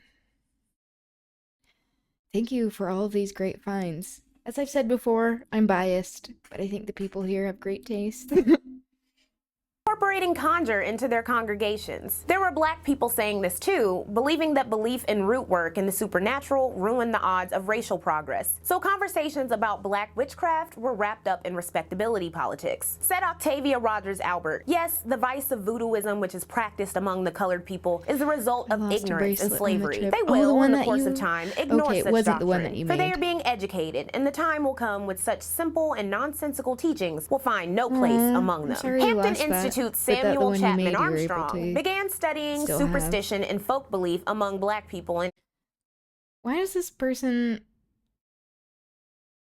He looks like an old-timey Christian Bale. 1878, in the process calling out students at Hampton who admitted to believing in conjure. In 1893, the students and teachers created the first Black Folklore Society to document and study Black beliefs, though it only lasted until 1899. The rise of Black American Christianity outside the bonds of slavery, when paired with respectability politics, only made conjure and superstitions, and by association any remnants of African religions and divinities, seem not only like an impediment to the progression of the race, but evil. Years down the line, it's why so many black people in the modern day weren't allowed to watch or read media with witchcraft, but could watch all the hood classics. Like, I remember going to a girl's house when I was younger, and we were allowed to watch Friday, but not allowed to watch Harry Potter. And it also trickled down to why people who pay homage to our ancestors or who are interested in African conjure traditions are called demon worshippers. So clearly the belief in conjure and people with the power would remain, creating divergent groups of those who dabbled in it, downright feared it and called it evil, or simply ignored it. Meanwhile, African American conjuring and superstition would become frequent literary devices in Black literature, like The Conjure Woman, an 1899 collection of short stories by Charles Chestnut, an author and pillar of the Black Cleveland community who could pass as a white man but chose not to. His stories were inspired by tales about conjure women in North Carolina. In one, a woman named Aunt Peggy the Conjure Woman curses the soup of a cruel enslaver named Mars Jeems and turns him into his worst nightmare, a black man. He's forced to be a slave and then turned back, which ultimately changes his behavior. So fast forward to the beginning of the era of the Great Migration, when a flow of 6 million black people began leaving the South to go north and west, taking their traditions and stories with them. Conjure and hoodoo will become a popular topic in the emerging blues genre too. Sang Ma Rainey and Black Dust Blues. It was way last year when my trouble began. I had done quarreled with a woman. She said I took her man. She sent me a letter, said she's gonna turn me round. She's gonna fix me up so I won't chase her man around. I began to feel bad, worse than I ever before. Lord, I was out one morning, found black dust all around my floor. Speaking of blues, I mean, as we were talking about blues, the origins of country and rock, Ma Rainey is just like one of the cornerstones of all of these genres of music. I mean, primarily with blues, but yeah, often not given the credit that she is due. Memphis, the city gained a reputation for its hoodoo practitioners and product manufacturers. Robert Church, the first black multimillionaire, bought land on Beale Street for a park, auditorium, recreational center, and hotel. It is along this corridor of Beale that black Memphis culture, food, music, and even hoodoo blossomed. Along Beale Street, you could purchase black cat bones and mojo bags from secret back rooms. Lily Mae Glover, who was known as Ma Rainey too, was known for her mojo bags, filling them with sugar, flour, and a heap of coal. Gold miners would ask Beale Street practitioners to give them guidance to find fortune in the Mississippi River. Over time, the thriving industry was targeted because the growing presence of spiritual doctors and conjurers would be perceived as a threat to outsiders who viewed the culture as a haven for deviants and criminals. There would be freaked out news editorials and raids on conjurers and frequent arrests. And to learn more about Memphis's special history with hoodoo, check out this book by Tony Cale. Down in New Orleans, the Cracker Jack drugstore was one of many that sold all kinds of magical items. Though the Cracker Jack thrived in the black South Rampart Street neighborhood from the late 1800s to the 1970s, and even offered a root guide to curing yourself of syphilis and gonorrhea. It was owned by a white man, however, but that was the new world of hoodoo. By the 1920s, customers could buy charms, candles, powders, and roots from catalogs and white stores who were appropriating hoodoo cures and culture. The aforementioned mojo bag was stripped of its cultural, especially as we are talking about, like, you know, the co-opting of indigenous cultures, of especially white people and capitalists coming in and saying like, oh, this is a viable way to make money, so we're going to pretend like we understand what this means and then sell it. Of like, we have to call out especially some practices in modern day witchcraft or like metaphysical practices that there are plenty of places and businesses that are owned by white people who are selling things that come from indigenous cultures and don't understand where they come from. That's not to say that all places are like this, but a good portion of them are, of just saying like, oh yeah, this is part of like paganism and like being a Wiccan and a witch and part of witchcraft. And it's like a lot of this has to come from indigenous cultures, from the cultures of people who have been oppressed, and that it has been a way of resistance, of celebrating identity, and that it is a form of bastardization to not honor where these things come from, and then to like not understand what they are and then be making money off of it. That is just a lot of colonizer behavior. So calling that out too. Text in the word mojo, which descends from the Fulani word makoko for medicine man, became a slang term for sexual virility after its use in blues and jazz. The John the Conqueror root, whose name came from a black folk hero, became commercial products with white men on them. These practices were everywhere, especially after the Great Migration. Black newspapers like the Chicago Defender frequently publish ads by conjure workers, fortune tellers, spiritual advisors, mediums, prophets, and healers, many preying on newcomers who wanted jobs, love, good fortune, or even luck in the thriving numbers racket that would emerge in the 1920s. In Harlem alone, by 1925, there were 30 black banks doing numbers bets, and plenty of conjurers advertised their charm services. Clairvoyants sold lucky numbers for anywhere from 10 to 25 cents, and gamblers could even get spiritual guidance for $1 to $3 a session. Like other cities, Harlem was filled with hustlers, and it was hard to tell them apart from the righteous, which is why a new magic industry flourished, one that was completely different from the conjuring of enslavement. In LaShawn Harris's excellent book, Sex Workers, Sidekicks, and Number Runners, there were religious and mystical black women who mixed hoodoo and Pentecostalism, like Reverend Josephine Betcon and Rosa Artemis Horn, who I can't find pictures of with their mysterious asses. Horn was a radio evangelist who claimed to make the blind see and heal the sick and lonely, perfect for people who feared the racist medical field and white doctors. Conjure doctors claimed to reportedly heal everything, including serious disease and ailments like tuberculosis. Black women turned their homes or small retail spaces into temples and seance gatherings where they could make money through honest belief in their powers or by scamming. The writer and poet Claude McKay attended one, noting that the priestess, whose walls included words like love and live, was tipped $5 each by attendees and encouraged to give more for good spirits. These women sold incenses, candles, body crystals, dried leaves, figs, flowers, and jars of lotions, powders, oils, and spray, with labels offering strong love, domination, peaceful home, money jackpot, get away, evil, court case, and death onto my enemy. Chow, not death. Damn.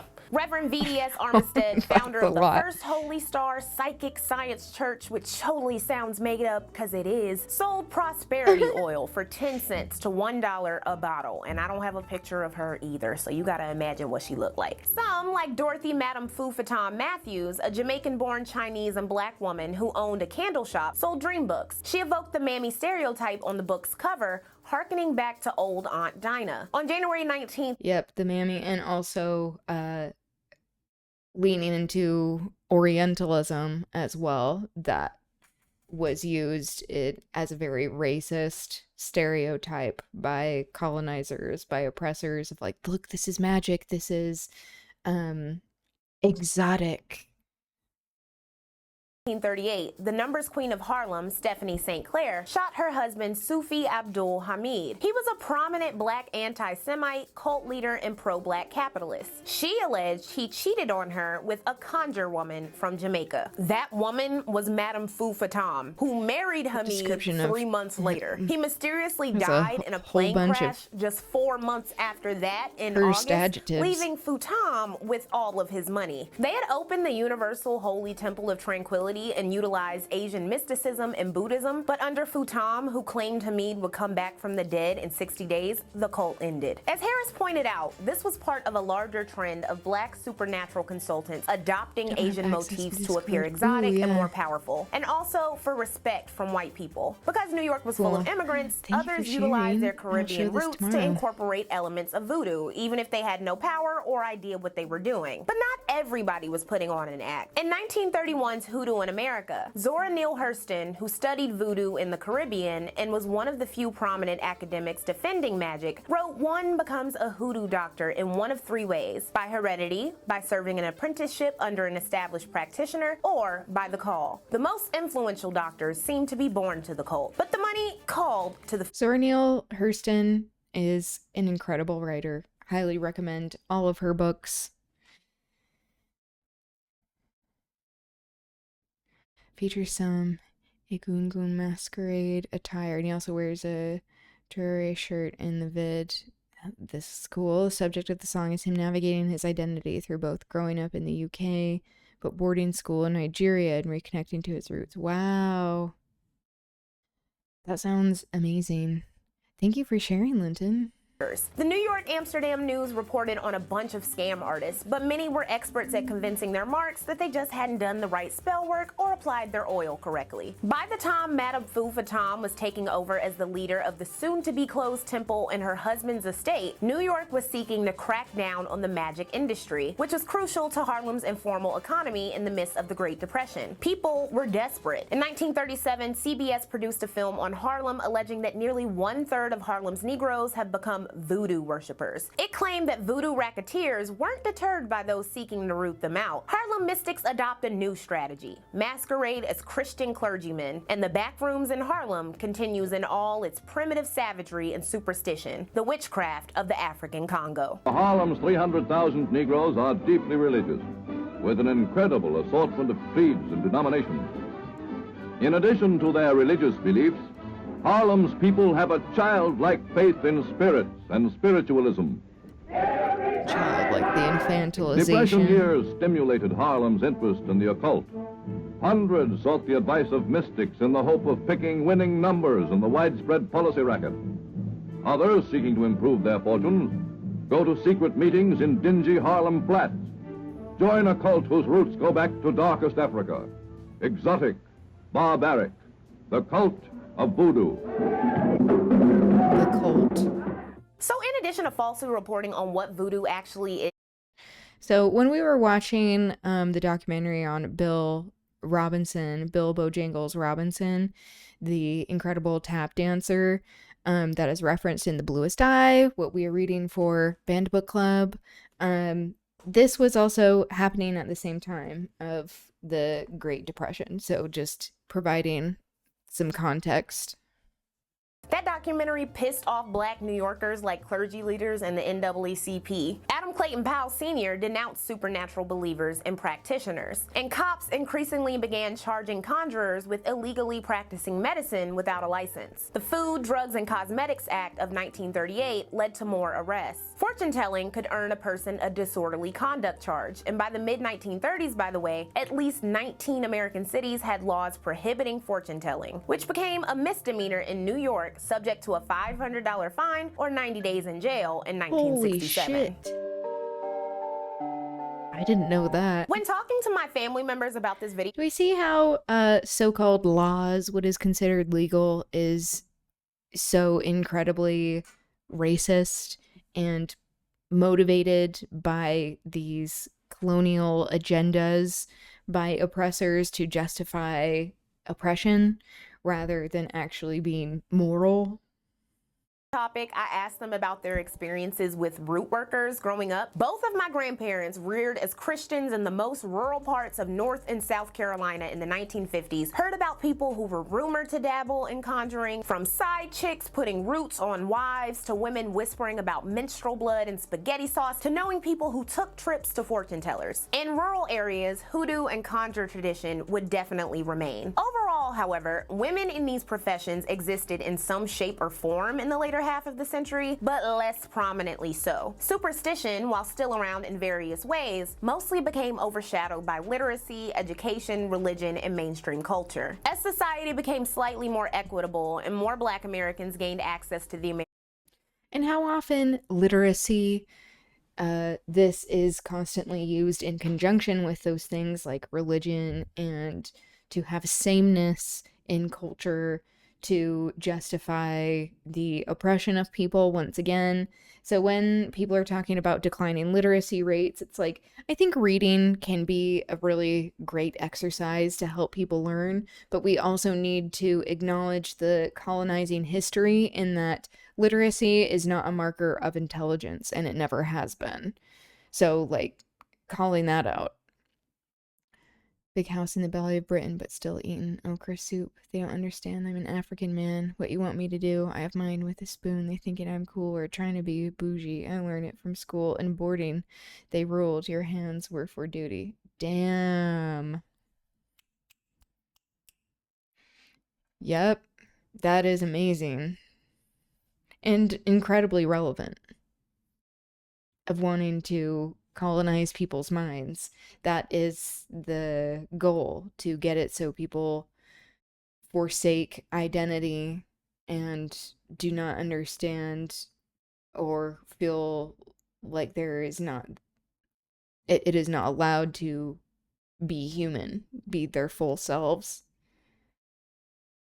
That's really cool that he's been able to reclaim that and turn it into such incredible art. Dream, the need for a belief in a system that granted a sense of control in a chaotic and cruel world diminished. That's not to say that Black hoodoo practitioners and occult dabblers didn't remain, but that there were fewer believers, though more would come around during tough times. Said Ebony magazine in 1976, "Would you believe it? Superstition lives," before diving into the ways in which Black Americans were seeking solutions to the hardships of the 1970s in the occult. There were temples that mixed mysticism with metaphysics, leftovers from the 30s and 40s in urban areas. Approximately 200 to 250 people joined a village in South Carolina, practicing the Yoruba religion and rituals that the conservative magazine called primitive religion and witchcraft rule. Ebony also estimated that out of hundreds of astrologers in Chicago, approximately 70 were Black. One woman named Queen Willa Dixon received 20 to 30 clients a day, which she reported allowed her to buy a home and make her house calls in a leather empaneled Cadillac. By the 1990s, belief in most types of the conjuring from the enslavement era in the Black American community was associated with bumpkin ignorance or mental illness, and voodoo.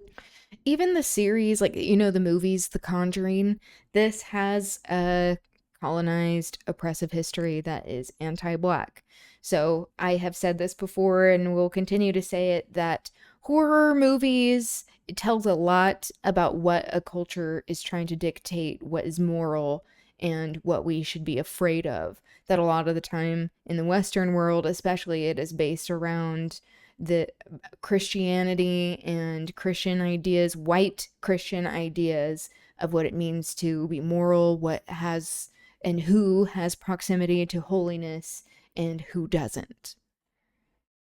Associated with immigrants. But millions of Black Americans believed in astrology, dialed up the fraudulent Miss Cleo on the Psychic Friends Network, which was regularly hosted by Dionne Warwick, and some dabbled in occultism alongside their Christian beliefs. And as for the extremely religious, magic was definitely real as the devil. So real that witchcraft in media was considered demonic and subversive, barring hella Black children from any depictions of witchcraft in media. So the belief in magic in that picture that she's showing look very similar to the ones that, like, we have looked at during the time of King James as we were reading Macbeth, when that was written, to justify when he is talking about witches, to justify the ethnic cleansing and genocide of Scotland specifically but not and exclusive it to Scotland. coexisted with Christian religion and expectations for black people to be modern and westernized Christians, capable of fitting into a white society. Thankfully, my grandparents and mom weren't anti-witchcraft, but I wasn't allowed to watch the hood classics. And the depictions of black witches and the supernatural in media that I saw were The Wiz, Twitches, Angelina Johnson and Harry Potter, and Raven Baxter and That's So Raven. I never saw it, but Whoopi Goldberg played a medium in Ghost. And the most serious and culturally significant early depictions of Gullah Geechee, Yoruba, and Louisiana hoodoo was 1991's Daughters of the Dust and 1997's Eve's Bayou. If you've never seen Eve's Bayou, this is your sign to go see it now. Depictions of magical black women were rare, and when included, they were often stereotypically Caribbean, had no personal motivations, or lacked backstories like Rochelle in The Craft. However, the addition of characters like in season 3 of American Horror Story, which fictionalized Marie Laveau, played by Angela Bassett, was really cool. And one of my favorite shows of all time, True Angela Blood, Bassett, there was the shady Miss Jeanette, who has constantly been looked over for Oscars for her acting prowess. Once again, these colonized systems of so-called prestige and accolades that they have agendas. What they did to the Celtic nations was just testing ground for their later colonial expansions. Yep, exactly. by Aisha Hines, and the discovery of hoodoo by Lafayette Reynolds, played by the late and great Nelson Ellis. More recently, hoodoo was practiced by the character Diamond in P-Valley, which was a twist I didn't see coming. On the chilling adventures of Sabrina, the character— I have not seen P-Valley, and I have been wanting to watch it. That is up on my watch list. Also, she mentioned like the American Horror Story Coven that has like a fairly decolonizing lens. She also mentioned Twitches. I loved Twitches so much. And The Wiz is excellent if you have not seen it. Prudence, played by Tati Gabrielle, is one of the practitioners of the European-style demonic witchcraft. That's really all I could think of, even though I bet I'm probably missing a few, and I know y'all gonna tell me. If you have a favorite depiction of black conjure workers, witches, or clairvoyants in media, let me know in the comments. In recent years, black women and femmes have cultivated online communities on conjuration and root work to exchange information and practices and apply their magical skills, from offering readings of celebrities and political events on YouTube to branching into outside traditions like tarot readings. I've got interesting reads gathered for you in the source list on Patreon, and I'll be honest, part of this video was inspired by a tweet I saw where it was somewhere along the lines of, you paid a random from Fiverr to do root work on you and you wonder why your life is in shambles. And that made me laugh, and I just had to do a little digging. It was interesting seeing how during enslavement and beyond, magic was used to explain the world as it was for black people. A world where we have been divided against each other, dehumanized, and exploited. This video was also inspired by the never-ending sentiment I've seen and even espoused myself, that somebody somewhere is sending negative energy, rooting on someone's downfall, blocking somebody's blessings, putting a root on them, etc. So the most striking part of this research was the recurring theme of paranoia about evildoers in the black community, and rumors that those who were succeeding while others were failing were dabbling in magic. History really is so cyclical. By a similar token, in modern Africa, who has its own complicated history with colonialism and witchcraft, in the past decade alone, approximately 20,000 people, mostly children, women, the elderly, and people with albinism, have been harmed or murdered because they were believed to be witches. It's most common in places with a significant lack of resources, where citizens are more likely to seek someone to blame for their chronic and systemic misfortune wrought by white supremacy. Here in the States, like during enslavement, the misfortune of the Great Depression, and scratching for survival in 1970s America, black conjuring and interest in the occult has once again risen in prominence because it can be a limitless source of hope, and because more black people than ever before have left the church. It's no wonder that internet gurus with toxic or ill-informed views who happen to tweet positive messages and offer readings or conjuring classes can make big money. Modern obsessions with manifesting, a descendant of the 19th century law of attraction, and a personal habit which I'll never give up because it's free and serotonin boosting and life is hard, honey, may one day be included in a future black historian's essay on black magic culture in the 2020s. That's it for this video. I hope you enjoyed this brief history of black magic and conjuring. There was a bunch more I could have included, and this video would have been double the length if I discussed discuss black men and magic, but the sources I've listed on Patreon can help you go deeper if you're so inclined. Thank you so much for watching, and I hope you like and subscribe, and happy Halloween, and I hope you check out A Black People's History of Halloween. Incredible. Go subscribe to Intellectual Media.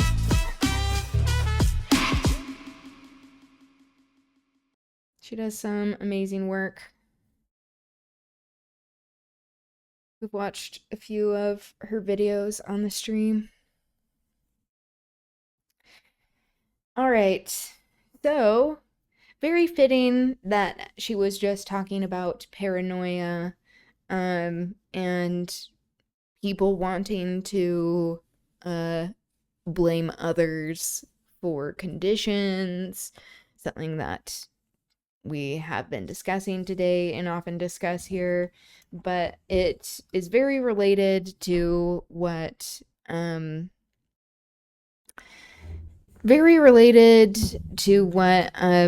King James was experiencing, this incredible paranoia. Can we watch some Alan Watts just to trip out? I mean, if we have time at the end, I do have limited amount of time tonight. We'll see how far we're able to get through this particular scene. Okay, this one's a little bit shorter. How about we finish this scene, and if you have something that's maybe like 5 minutes or less as a reference, anything that you would recommend, I'm happy to share.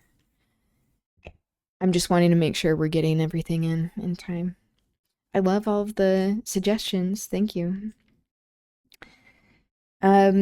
So this paranoia that King James exhibited when it came to witches, this is shown by Macbeth, and how when he hears this prophecy, or rather like a reading from these three witches, that is something of them reading what is already in his heart, because it did not take much for them to be like, oh, like, we're saying these things and you already are wanting to murder the king, because they're saying that he will be the king.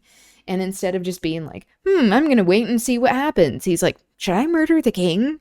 So like he already had these intentions. And that is something people who do readings, practice magic or witchcraft in modern day, like in whatever form it comes in, people who have like intuitive practices often say that they are interpreting intention, and it seems like that is the case here. So, shall we get into scene 5 of Macbeth? So this is where they're actually at Inverness, the estate of Macbeth. And so this is where Lady Macbeth is residing, where Macbeth normally is. And they have invited the king. So this scene has Lady Macbeth, a servant, and Macbeth. Normally, Lady Macbeth, because portrayals have often associated her with like power and cunning, she has like more of like a lower voice to be associated with the masculine in my mind. I am not going to read her that way as a way to undermine this. Okay. Enter Lady Macbeth with a letter. Lady Macbeth reading. They met me in the day of success, and I've learned by the perfectest report they have more in them than mortal knowledge.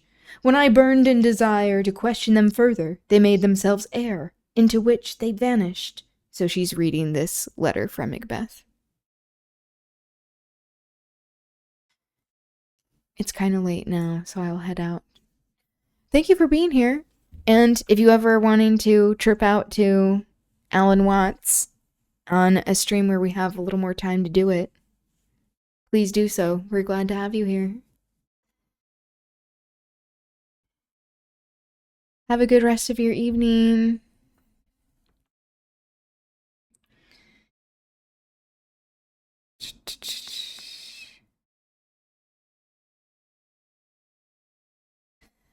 Whiles I stood wrapped in the wonder of it came missives. Whoops. Missives from the king, who all hailed me Thane of Cawdor, by which title before these weird sisters saluted me, and referred me to the coming on of time with, Hail King that shall be! This have I thought good to deliver thee, my dearest partner of greatness, that thou mightest not lose the dues of rejoicing by being ignorant of what greatness is promised thee. Lay it to thy heart, and farewell. So, end of reading. Glamis, thou art, and Cawdor, and shalt be what thou art promised. Yet do I fear thy nature, meaning doubt your nature. It is too full of the milk of human kindness to catch the nearest way. Thou wouldst be great, art not without ambition, but without the illness should attend it. So saying, like, you are ambitious, but I don't know if you can do what needs to be done. What thou wouldst highly, that wouldst thou holily, wouldst not play false, and yet wouldst wrongly win. Thou'dst have, great Glamis, that which cries, thus thou must do, if thou have it, and that which rather thou dost fear to do, than wishes should be undone. Hie thee hither, that I may pour my spirits in thine ear, and chastise with the valor of my tongue all that impedes thee from the golden round, which fate and metaphysical aid doth seem to have thee crowned withal. So, golden round, that is a crown. How many animated slots are there? I will check on that. That's a good question. Enter a servant. What is thy tidings? Servant. The king comes here tonight. Lady Macbeth. Thou art mad to say it. Is not thy master with him, who, were it so, would have informed for preparation? So she's saying, like, is Macbeth not with him? Servant. So please you, it is true. Our Thane is coming. One of my fellows has the speed of him, who almost dead for breath had scarcely more than would make up his message. Lady Macbeth. Give him tending. He brings great news. Exit servant. The raven himself is hoarse.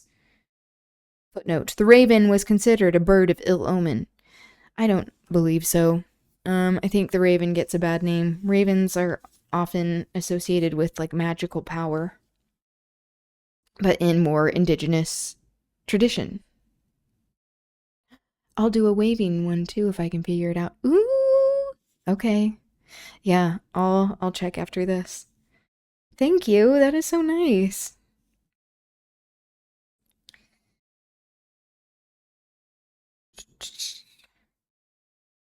The raven himself is hoarse that croaks the fatal entrance of Duncan under my battlements. Come, you spirits that tend on mortal thoughts, unsex me here, and fill me from the crown to the top. And fill me from the crown to the toe topful of direst cruelty. Make thick my blood, stop up the access and passage to remorse, that no compunctious visitings of nature shake my fell purpose, nor keep peace between the effect and it. Footnote. My purpose and its accomplishment. Come to my woman's breasts, and take my milk for gall, and you murdering ministers, wherever in your sightless substances you wait on nature's mischief. Come, thick night, and pall thee in the dunnest smoke of hell, that my keen knife see not the wound it makes, nor heaven peep through the blanket of the dark to cry, Hold, hold! Enter Macbeth. Great Glamis, worthy Cawdor, greater than both by the all-hail hereafter! Thy letters have transported me beyond this ignorant present, and I feel now the future in the instant. Macbeth. My dearest love, Duncan comes here tonight. Lady Macbeth. And when goes hence? Macbeth. Tomorrow, as he purposes. Lady Macbeth. Oh, never shall sun see... Nope. Oh, never shall sun that morrow see Your face, my thane, is as a book, where men may read strange matters. To beguile the time, look like the time. So she's like, you're too easily read.